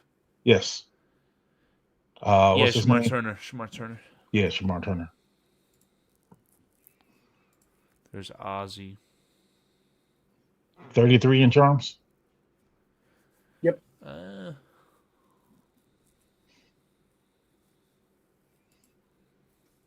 Kyle Long reincarnated.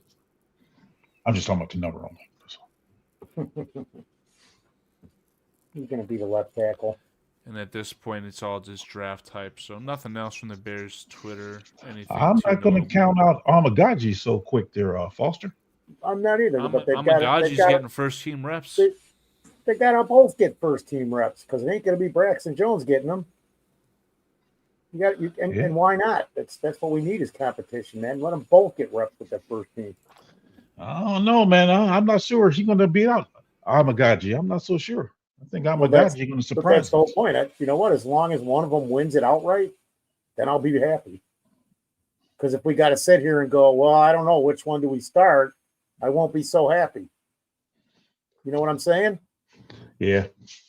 And I wish one really just shows out. Yeah, well, that's what I'm talking about. I want them both to show out. I want them both to show out.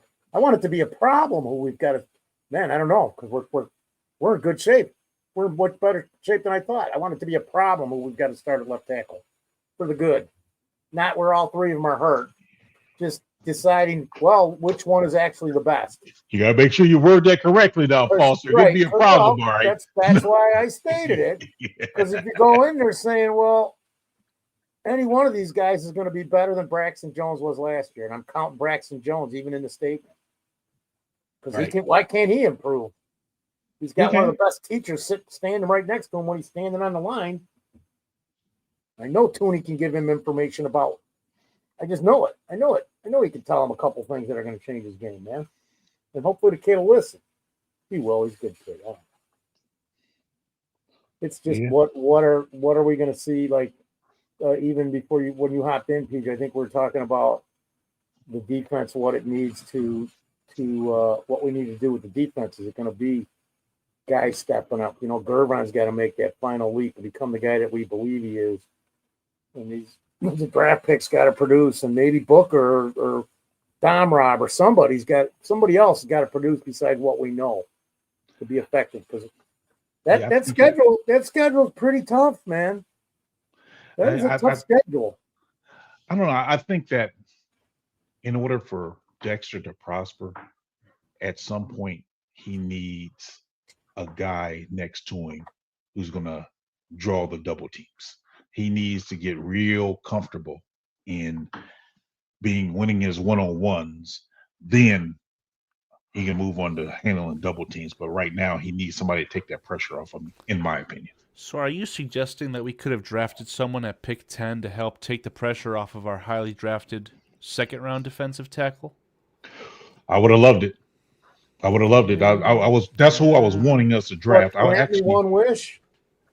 Huh? Grant me one wish. Yeah, grant me one wish, Foster. Yeah. I'm still not out. I got it. I got it, Peach. I get you, Peach. I'm sorry. I just was hoping we would trade down to 12 if possible and still be able to get him. That's what I was hoping for. But I mean, I'm just not in favor of drafting a tight end in the first round. Yeah, me neither. Michigan fan, not a fan of the pick, but I'm going to support the hell out of it. I don't know the answer to this question, but we were getting asked. Steve Rogers says, who's been getting first-team reps for the defensive tackles? We'd have to really get into the weeds. I think that literally today was the first day that the practices were open to the public. So we could scrape through all the videos and tweets from Pat the designer and all these guys, but does it matter?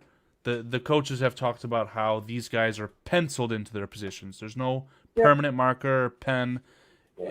I'm not going to say the quarterback, but outside of that, I mean, anyone else, their job is up for grabs, in my opinion, or at least it should. Yeah. You want the best people on the field. They should always all be open. Just like in a company, man. You want the best people in your company. Well, I think it comes down to who earns it. I think that's how you can. That's one of the quickest ways you can lose the locker room is by giving somebody a starting position who didn't earn it. Absolutely, PJ. You would know better than anyone, PJ. So yeah, I absolutely agree with you there.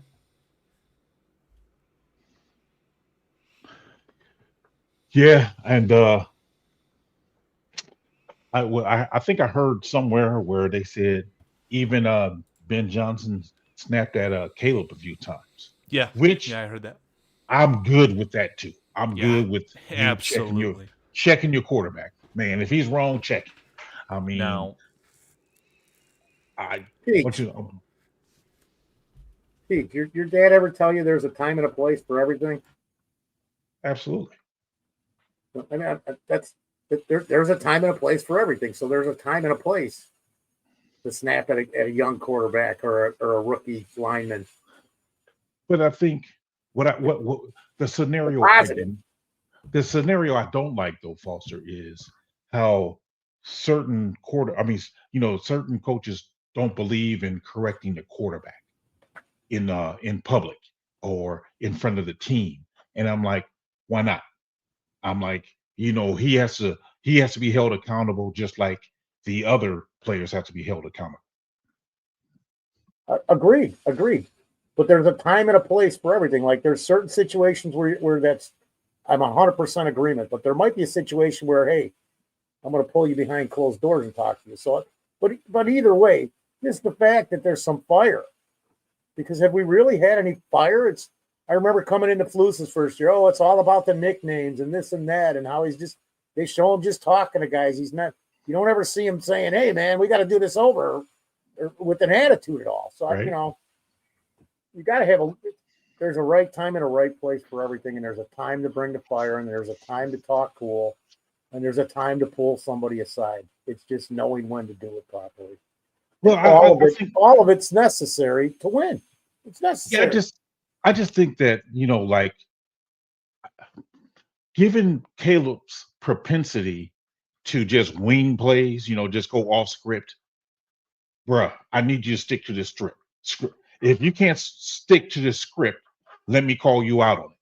By calling you out on it, maybe you will now stick to this script. And that's what I'm saying. I mean, I think we need that with him.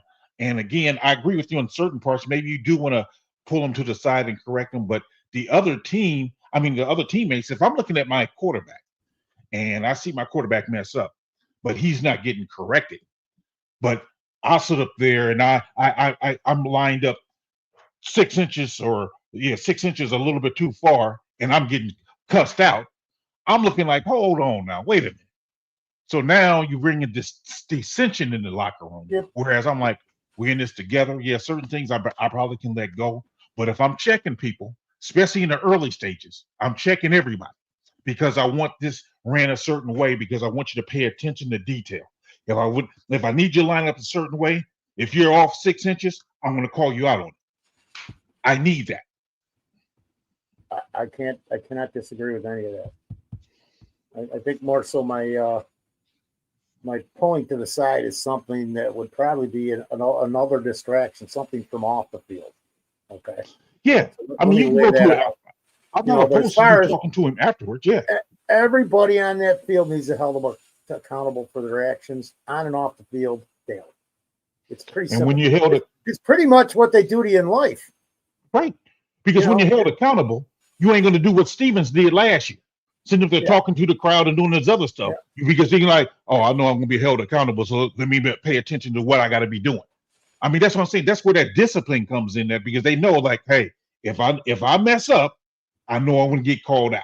But if things getting slid by and, because you're more worried about my nicknames than you are to me paying attention to details. Come on now. That's how you mess up. That's why I'm like, I'm all in favor of it. Now I'm saying that while also saying as the year goes on or years goes on, you can probably back off a little bit, but you need to set that standard coming in that door. Like, hey, this is the standard. This is the standard. Let's do it this way. And then I could probably back up as opposed to, oh, let me be your friend first. And then I want to try to be hard on you later. It's hard to do it that way. There's a fine line with stuff too, because you really, everybody's an individual too. So, I mean, you have certain types of individuals that you do have to coach a little differently. And I know you've experienced this, PJ, don't you think? You coach everybody you're coaching, you handle them all the same way. Is that what you're saying? No, you don't handle them all the same way, but you have to set a standard. Absolutely. Absolutely. have I to just set a want to. standard. I want to make sure that we get this correct because we're basically all in agreement. It sounds like to me, but there's lines. There's lines. Sometimes you got to watch. That's all. I Well, I just mean, think the that's the key thing. is early. Well, that's what I mean, because you're a Day new one. staff. You got to set that standard because they got to Day understand one. what that standard is. Yeah. Day one. Because that's, If you want, you especially said, if you want to lose change a the locker culture, room. especially you want to change a culture in a locker room. Day one, you've got to. And that. So the first things that I heard and saw, interviews was when they finally all met, Allen and Johnson. They met their coaches and stuff, and I thought that was very positive because they had, I won't even say good things, just things that you want to hear from a player talking about their coach. Okay, so it is the first time you're meeting them, but it's like we're getting it's showing me that, yep, time for business. This is business, guys. We're here for business. We're here for business. All these guys, almost every one of these guys showing up for the practices and everything. I know you've got situations, guys hurt, guys recovery. There might have been someone that didn't show up. A couple, I don't know exactly. I heard some stuff I just don't remember because I haven't, like I said, I haven't paid enough attention this week to what. Of course, when I want to see all this stuff, I haven't been able to pay attention to it. I just think that when it comes to, again, the reality is we have had a losing culture here for the last several years. We need to change that culture. And to me, part of changing that culture is coming in here and, hey, holding people accountable from the quarterback to the backup long snapper. Everybody will be held accountable because we got to set the standard. Now, again, at some point, yeah, you may ease off a little bit, but I need to set that standard first because once I set that standard, now they know what the standard is, raise up to the bar because obviously we as a collective haven't met that standard. That's the reality of it. We haven't met it. I mean, we can say how good this person is, how good that person is, and given in this situation, he could be better. But as a collective, this team has not met the standard of being a winning team. So we have to raise that standard. So, man, I'm not letting you get away with not lining up correctly. I'm not letting you get away with throwing. I mean, what was it? Bill Walsh. He would make them throw the pass to where a guy would have to catch the ball like right here. If he didn't catch it right there, do it over. Now, in the game, okay, we can catch it right here. But in practice, I'm going to hold you to where you got to be perfect. And by being perfect, then I can sit up there and if you're less than perfect in the game, we're still ahead. But in perfect, we got to practice to be perfect. The old Green Bay Packers sweep. As long as everybody took his man out, it was a positive. You were gaining 5 to 7 yards or more every play. They could run it. Yeah. And they didn't even have the greatest of running backs or fullbacks, but every man did his job. They practiced it 1,000 times a year. You have to. You have to hold them accountable. You have to sit up there and be like, hey, you gotta coach them to be perfect. The reality is no one here and no one in life will ever be perfect, but you have to coach them to be perfect. That way, if you fall short, you may not reach 100% all the time, but if you at 98, 99, maybe even 95, we're ahead of the game. But if I'm only coaching you to be at 70%, you may get to 50. That's the reality of life.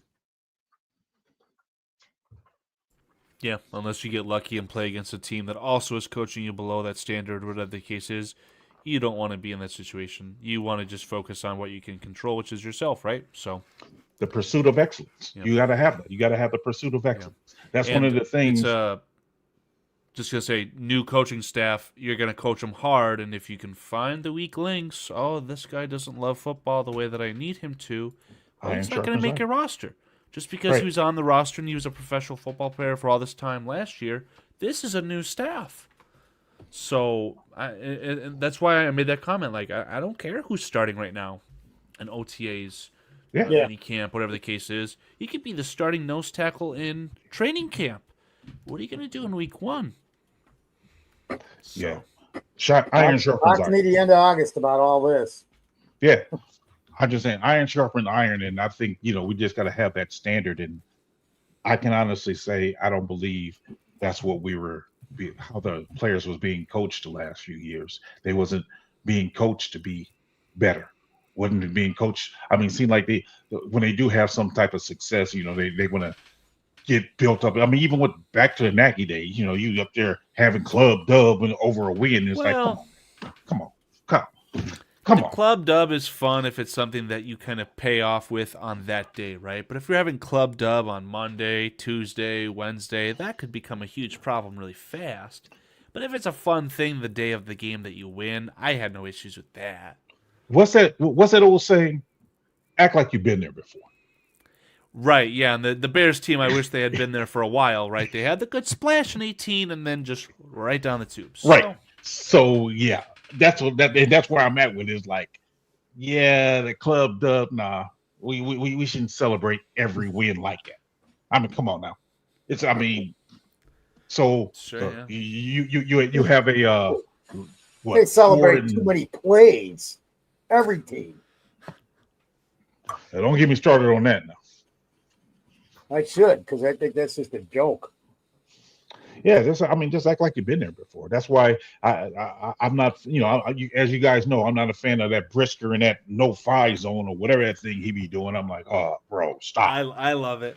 Now, here's an interesting question for you guys. I mean, you guys have a very obvious viewpoint on this.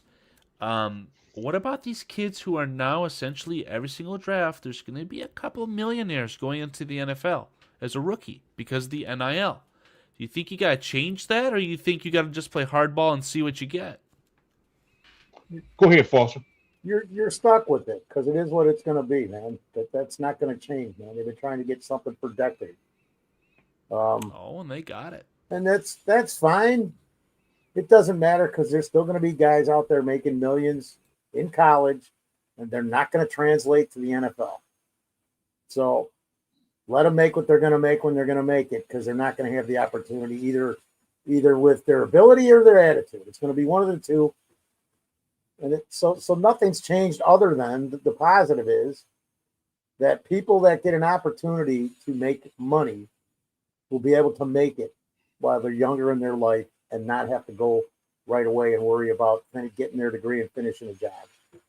I just hope that all those people are smart with their money and invested in their family and their future. Now, I have two thoughts on it.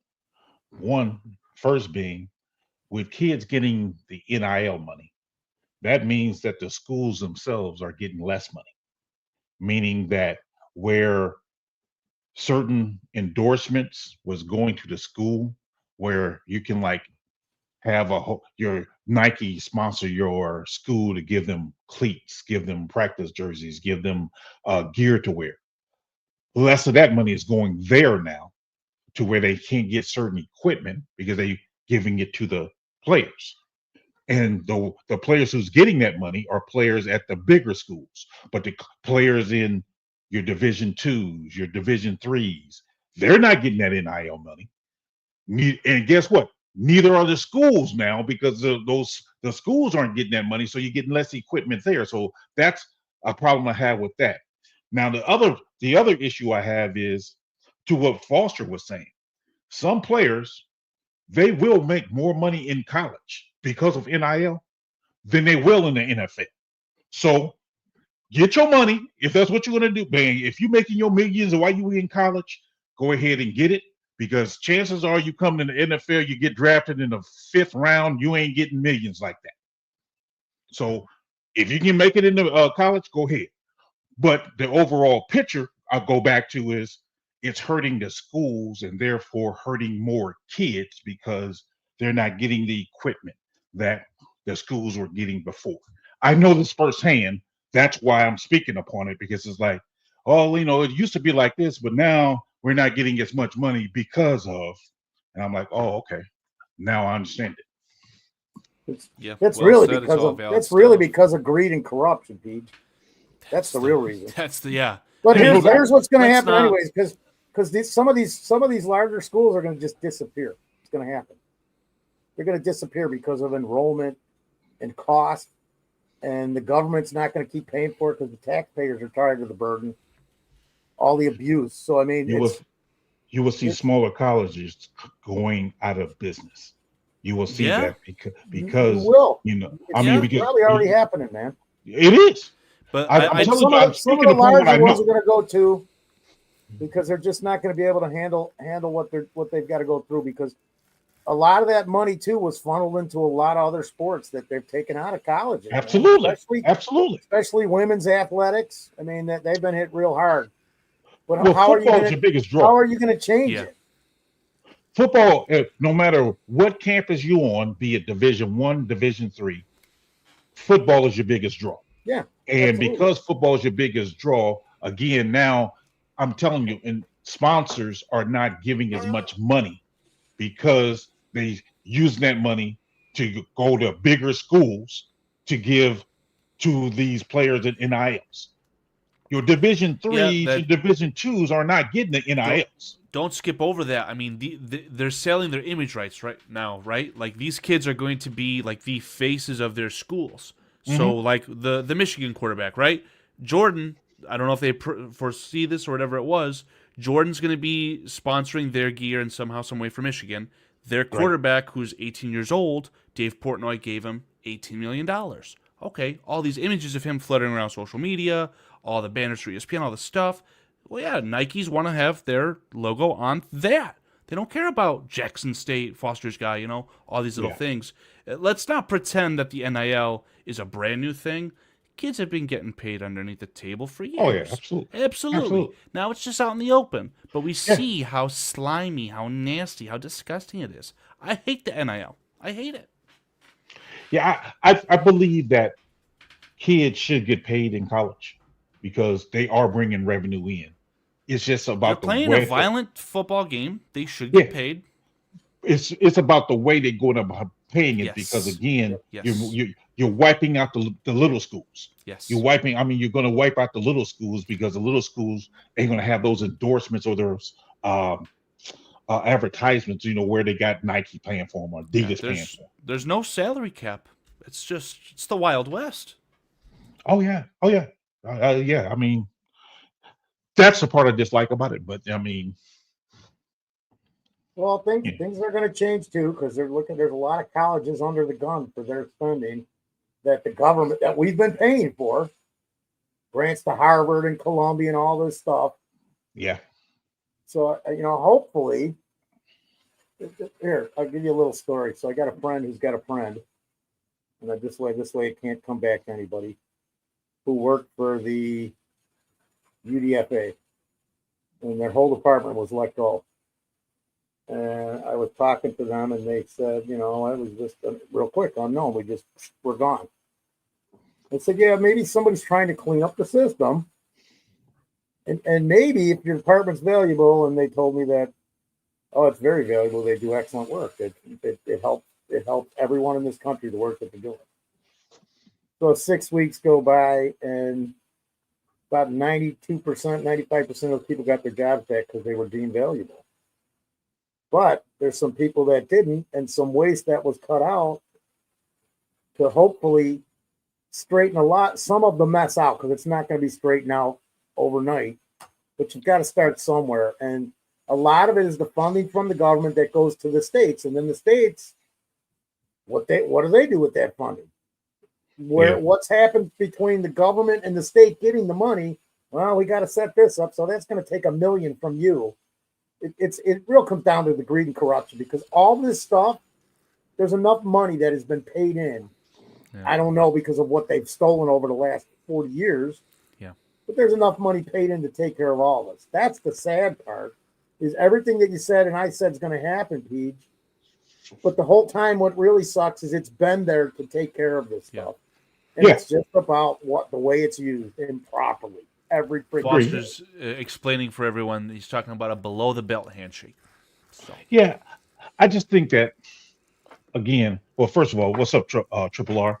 But I will say this: when you look at it, like because I think Jay Grizz brought it up as far as NIL deals and kids transferring.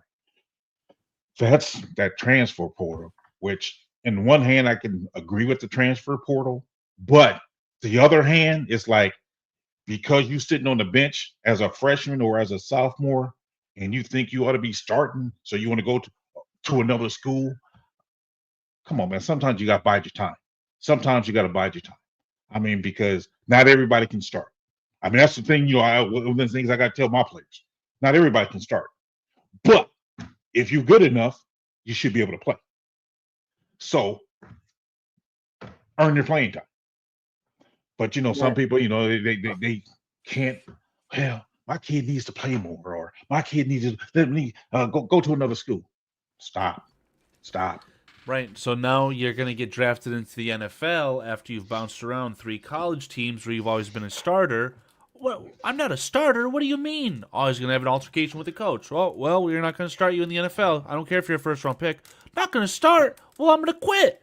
And it's going to degrade the NFL game, which is unfortunately what I care about the most. So college basketball freaks me out with the portal, Peach. Yeah. It's like teams are trading players every year. I look at the Illinois roster because it's a family thing, man. Illinois, Chicago, anything, blah blah blah. Right. Got tons of family that went to Illinois, so it's in my blood. It's another one of them things, man. What's up, Raging Oracle? What's up, Reggie?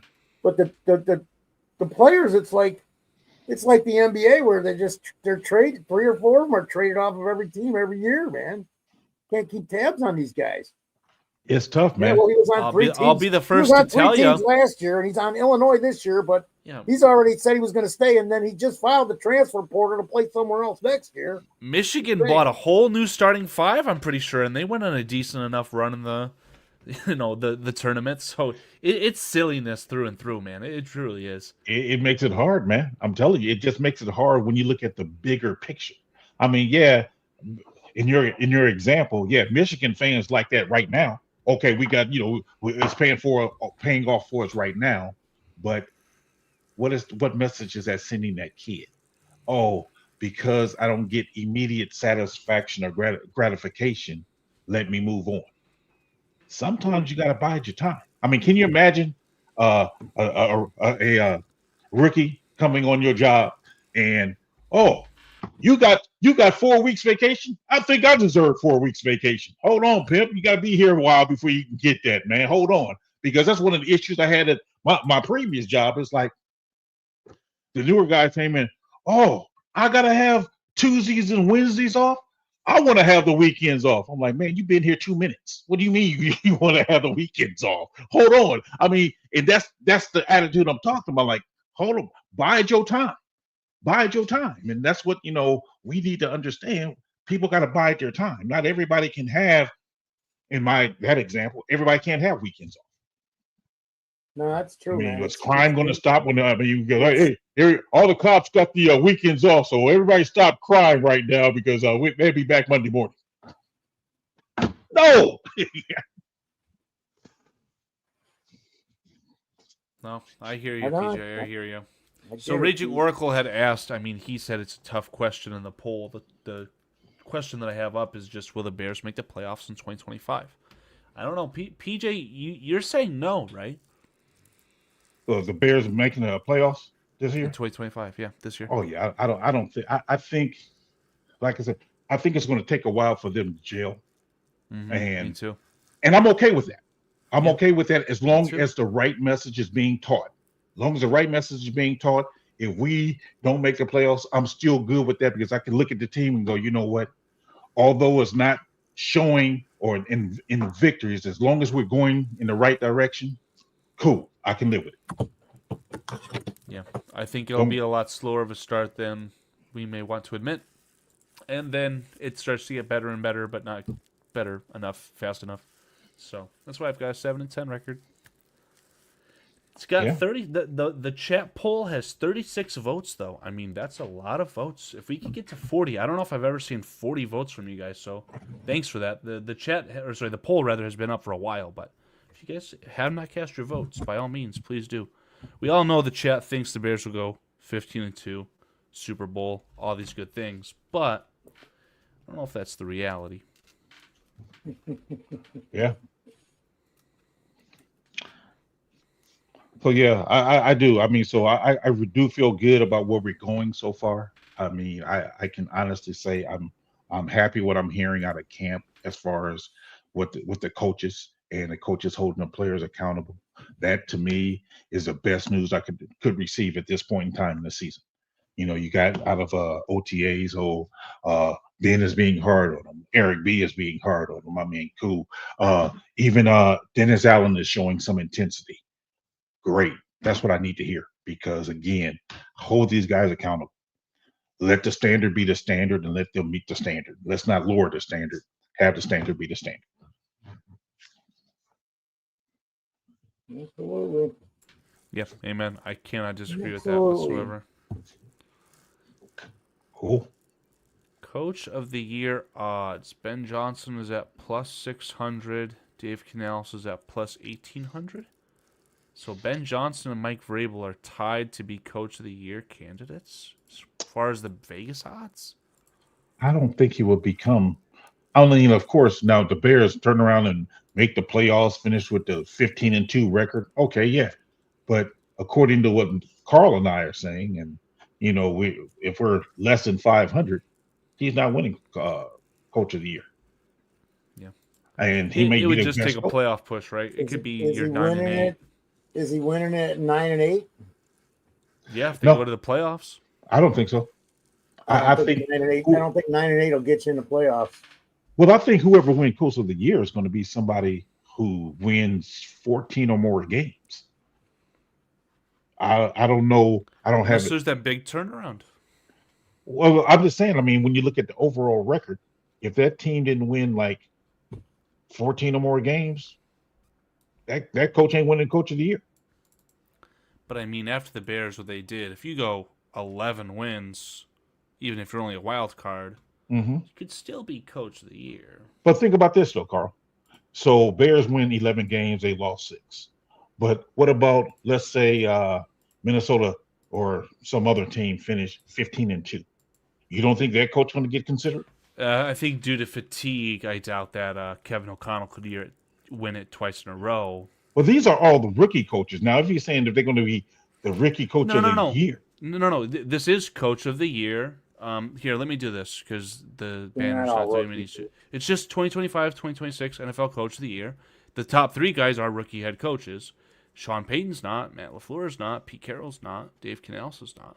That's just the Vegas odds as per DraftKings. Oh, okay.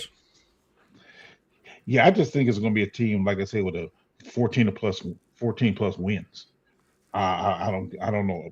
I mean, whoever that team may be, I don't see a team with 10 wins, their coach being Coach of the Year, because you won't be hearing as much about them as you would the team that's winning 15 games.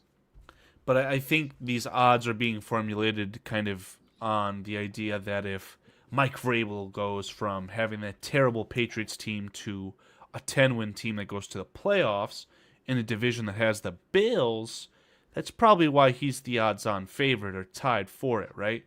Liam Cohn had Jaguars. They earned a top 5 pick. They had a bad season. I think they dealt with some injuries, but still, if they could turn that around and win their division, that's probably Duval. It's definitely a way for them to win that. But I don't subscribe to this BS as far as the odds on that stuff. I'm not a betting man. None of Pete us Carroll are. will on this panel, take I the don't Raiders to the playoffs and win it. Look at my prediction. I got Just the 'cause Bears he's losing to the Raiders. Proof's in the pudding. See, if that game was later, if that game was a little later, I'd take the Raiders in it. I mean, why not?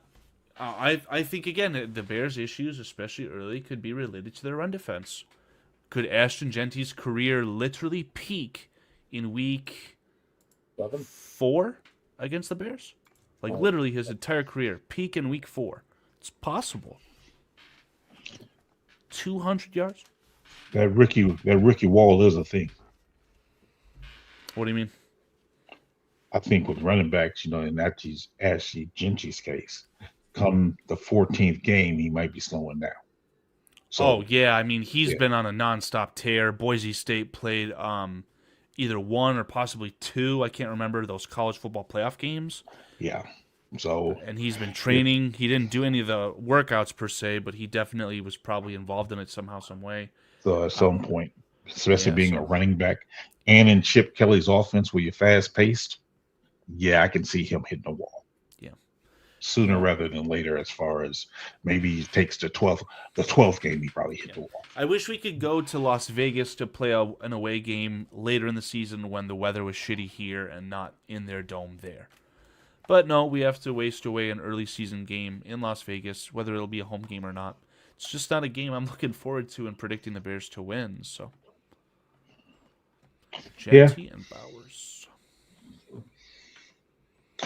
I think I can say Vegas might be a sneaky good team. They might be. I mean, if the pieces falling correct, I mean, Genty, Bowers, Geno Smith, they might be sneaky good. Might be. Look at that division, though, man. That That is division true. is awful. Very true. The Chiefs, Very true. the Broncos, division- with the a division's really their good biggest- head coach. Their biggest issue The is in their own division. Chargers. Yeah, They- I agree with that. I agree with that It'd too. be 6 losses right there, man. Yeah, they could go They could. They could go winless in that division easily.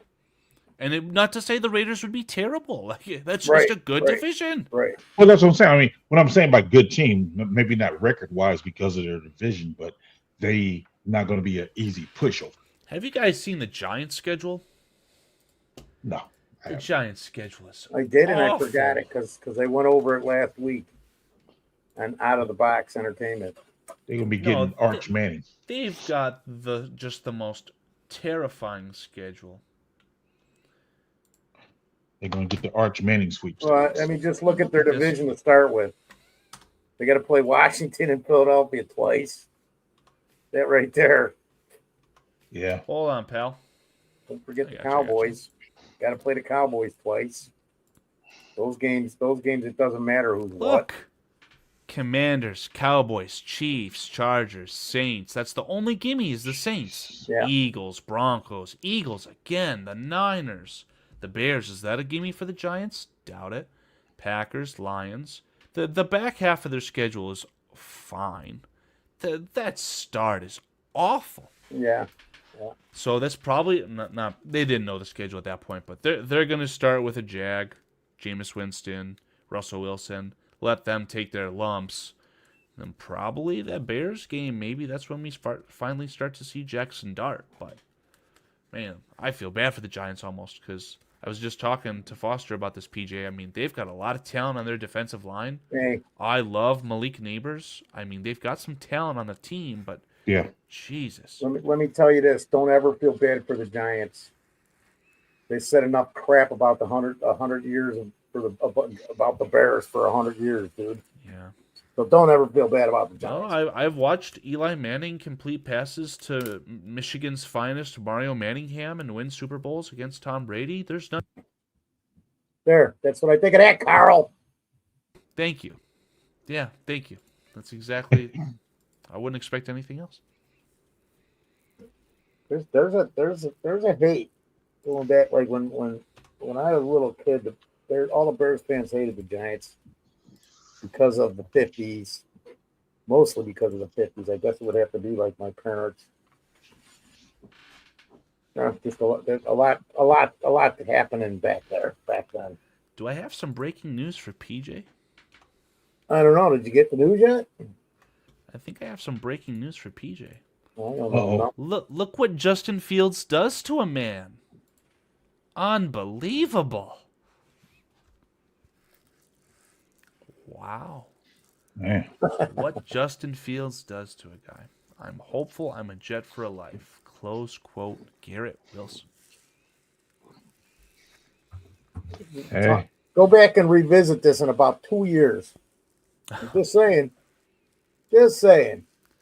I mean, quarterbacks will blossom late into their career all the time, right? Geno Smith, Baker Mayfield. It's certainly can possible. happen. It's not probable, in my opinion, but we shall see. We shall see.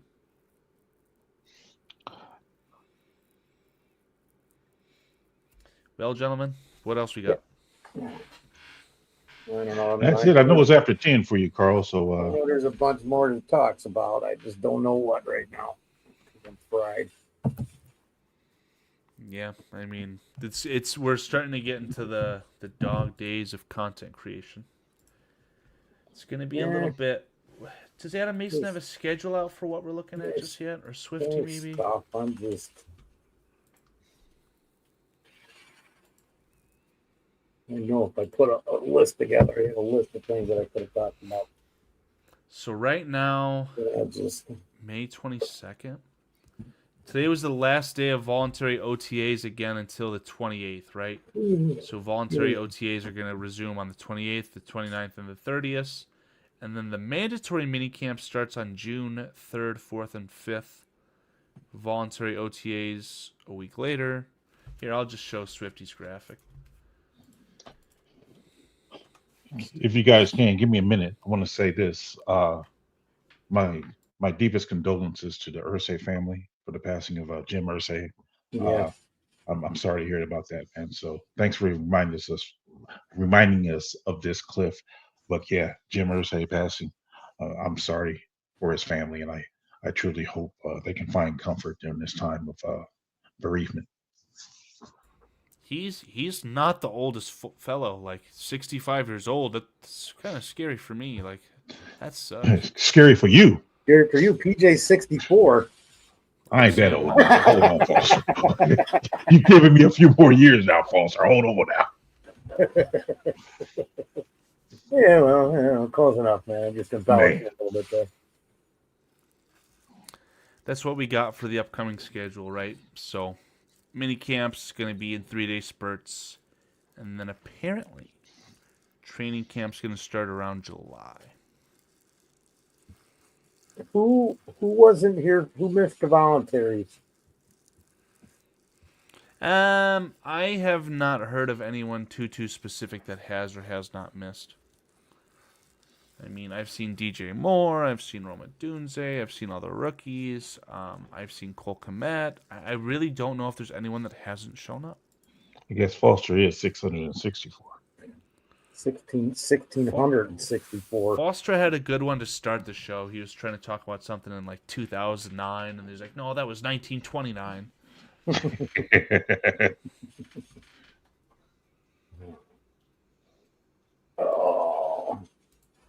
Oh, there was something else I forgot too. Who else? You said a number, so you know what the Harlan Hill Trophy is, right? He's Chicago. He was a Chicago Bear receiver, flanker. It's for the best. Is it the best offensive player or the best wide receiver in Division II? He also wore number 87. He was on the Bears. Oh, it's like the Bolitnikov. It's the Bolitnikov Award of Division II. Yeah, you're saying that number 87 is not a bad number. No, absolutely not. You've got a Hall of Famer and a guy who should be probably in the Hall of Fame, Edo Bradovich. They did the rookie premiere. I think it was through like Panini or something. Mm-hmm. And a lot of teams had a lot of players as far as there being 2 draft picks going, right? The Colts had their tight end and their quarterback go. The Panthers had their wide receiver and their running back go. Guess who is the only player from the Bears who went to this event? Monongatai, Burden. No, Loveland was the only one who went. Okay. Luther Burden did not. So I think the writing's on the wall. He is not going to wear 87, man. Not going to do it. what number do you think you're going to wear? What number do I think? Yeah. Now, in my very, not sleep deprived, I don't know what I want to say here. Immediately I said, okay, Luther Burden, number 3. That would be such a good number for him, right? Obviously, I learned that number's retired. What number could he wear at this point? I don't know. 13? Is that number retired? I don't know. No, it's not, because a boy wore it last year. Keenan Allen. Oh, that's right. So who the heck has 13 right He now? took it from Nobody? Scott. Well, Unless he went back to Caleb Williams might want it. Right. Tyler Scott took it back. I don't know about that. I could triangulate that, but I have a feeling that Luther Burden's just waiting for the cutdowns. Yeah. Is I've seen what a video game that Loveland's wearing number 11. Am I correct? Loveland's got 84. Okay. And Loveland was at that rookie Panini premiere event. So Okay. he's got a lot of pictures now that are probably going to go onto some trading cards. I think Loveland's sticking with 84, man. And that's fine. That's a cool number. I honestly like 87 as well. I don't hate it, but nowadays it feels like I'm getting accustomed to the wide receivers being in the teens. Allen Robinson, all these guys want the lower numbers, so whatever. Yeah. And Whatever. Squeegee asked what's the Harlan Hill Award, so I got it wrong. It's the MVP award of Division II. But he was a flanker on the Bears. A lot of people don't know that. Didn't Bajan win that also? In I Division believe II? so. I believe so. He did. He did win that. So the Bears have an MVP quarterback. 2. Division II MVP. Heisman Trophy winning quarterback, and yeah, PJ because I remember to bat for Caleb Williams. You love to see it. because I seen that interview with Cap and Bajan, and I think Bajan brought that up then. He said, Yeah. we have basically 2 Heisman Trophy winners on our team. I'll take it. Even though in my roster projections, I just don't have Bajan making the roster outright. So I got nothing, gentlemen.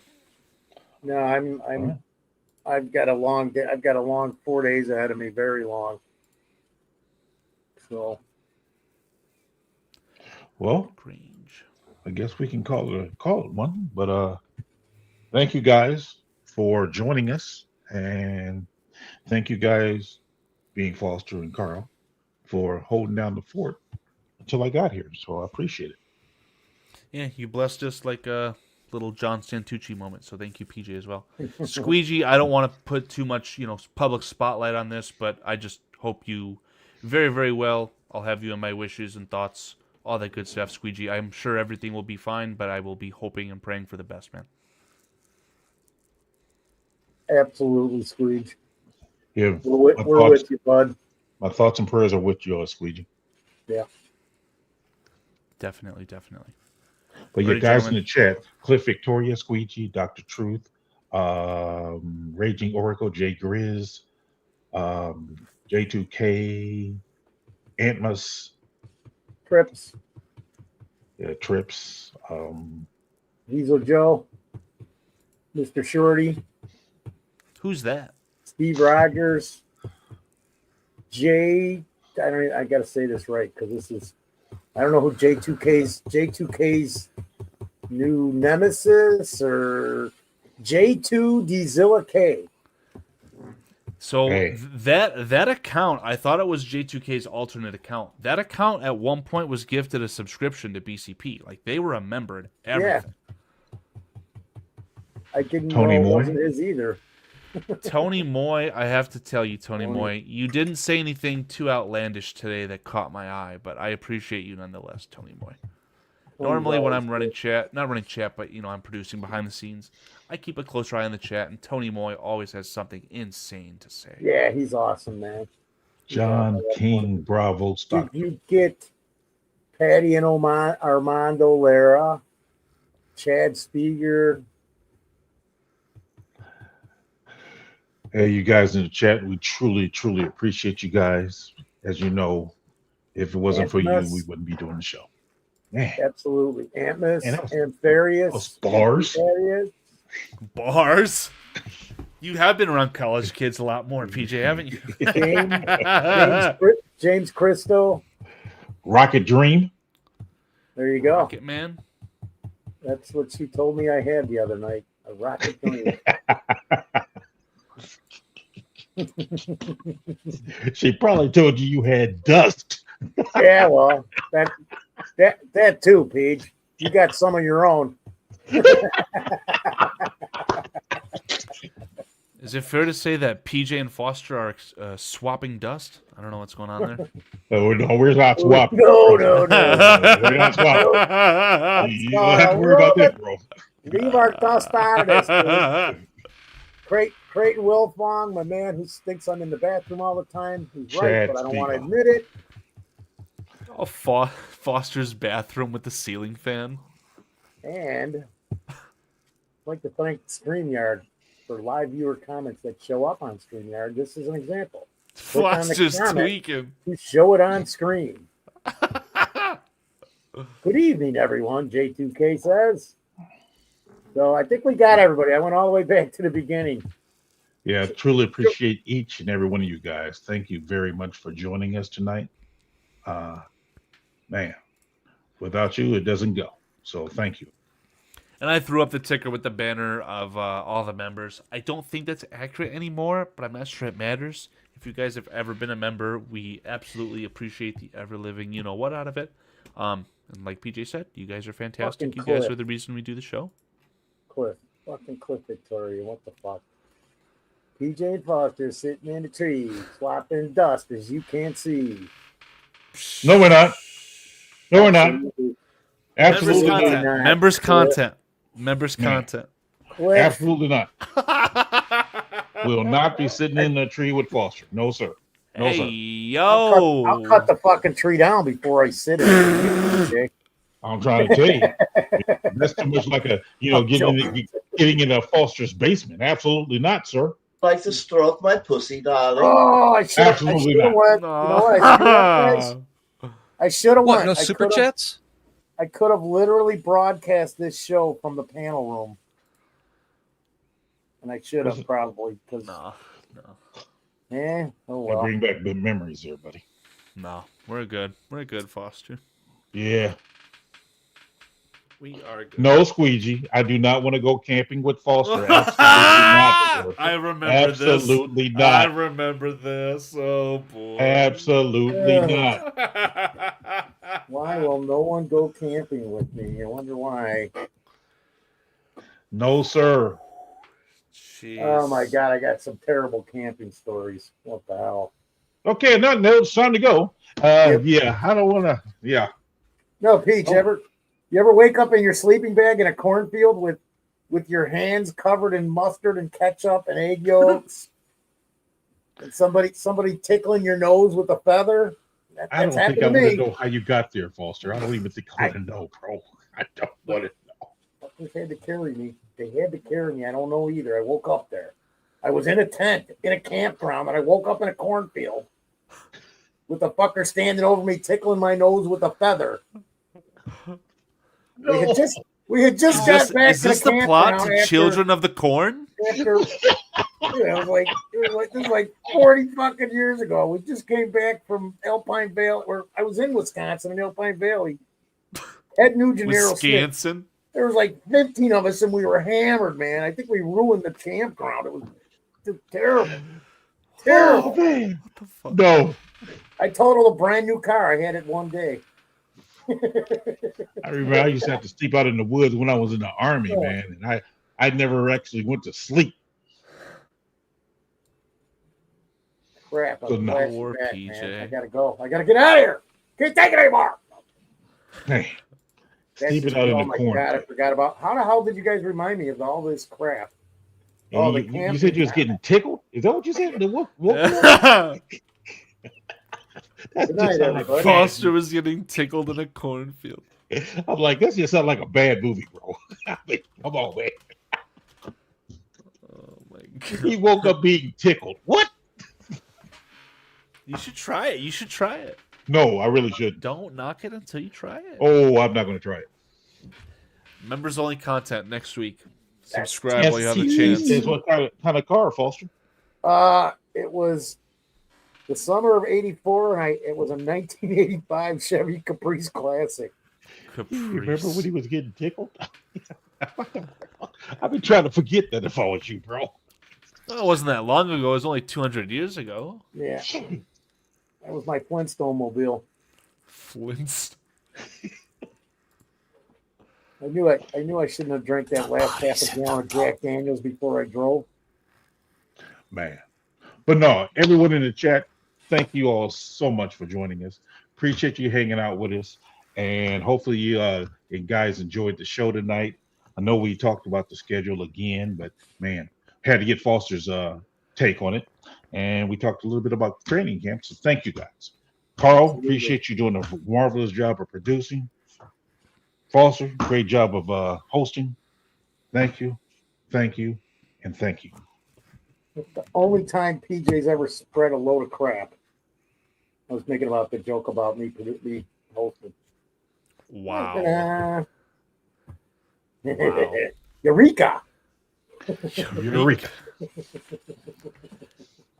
That's I what think she that's said. a wrap, gentlemen. I think it's That's a wrap. All these guys are got all these stories now in the chat. We shaved half of Buddy's face and his beard. We painted the word splat with lipstick on my brother-in-law's forehead. I'm starting to get into imagine- PJ territory. I don't want to hear any of this stuff. A fucking game show. Imagine, imagine waking up and you run to work and you don't know it and you got a lipstick swastika on your head. Whoa, what? At various was a Not only did I have that, but Man, I was wearing a pink bow and I had the Lee press-on nails. They crazy glued them to my fucking fingers. I had them on for 2 days. I couldn't get the fucking things off. Oh my god. Wow. Yeah. Some of the people Foster I drank teaching with, me to never go to sleep. Hey, Ever. at least I didn't get raped, I believe. Okay, I'm pulling the plug. Good night, everyone. See you guys. Unbelievable.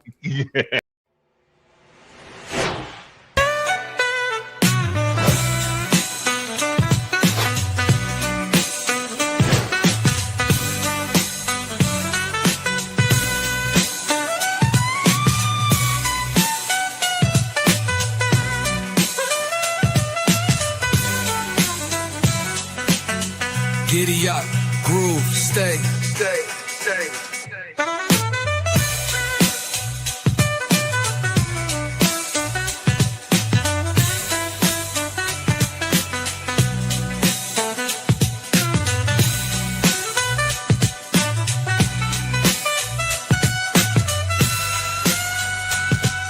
You down with BCP? Yeah, you know me. You down with BCP? Yeah, you know me. Integral, grind exponential. You down with BCP? That's the way we rotate radially. You down with BCP? Down with BCP? You down with BCP? You down with BCP? That's the way we do things limitlessly. Yeah. You down with BCP? Yeah, you know me. You down with BCP? Let's blow. Switch the flow. Shift the tempo.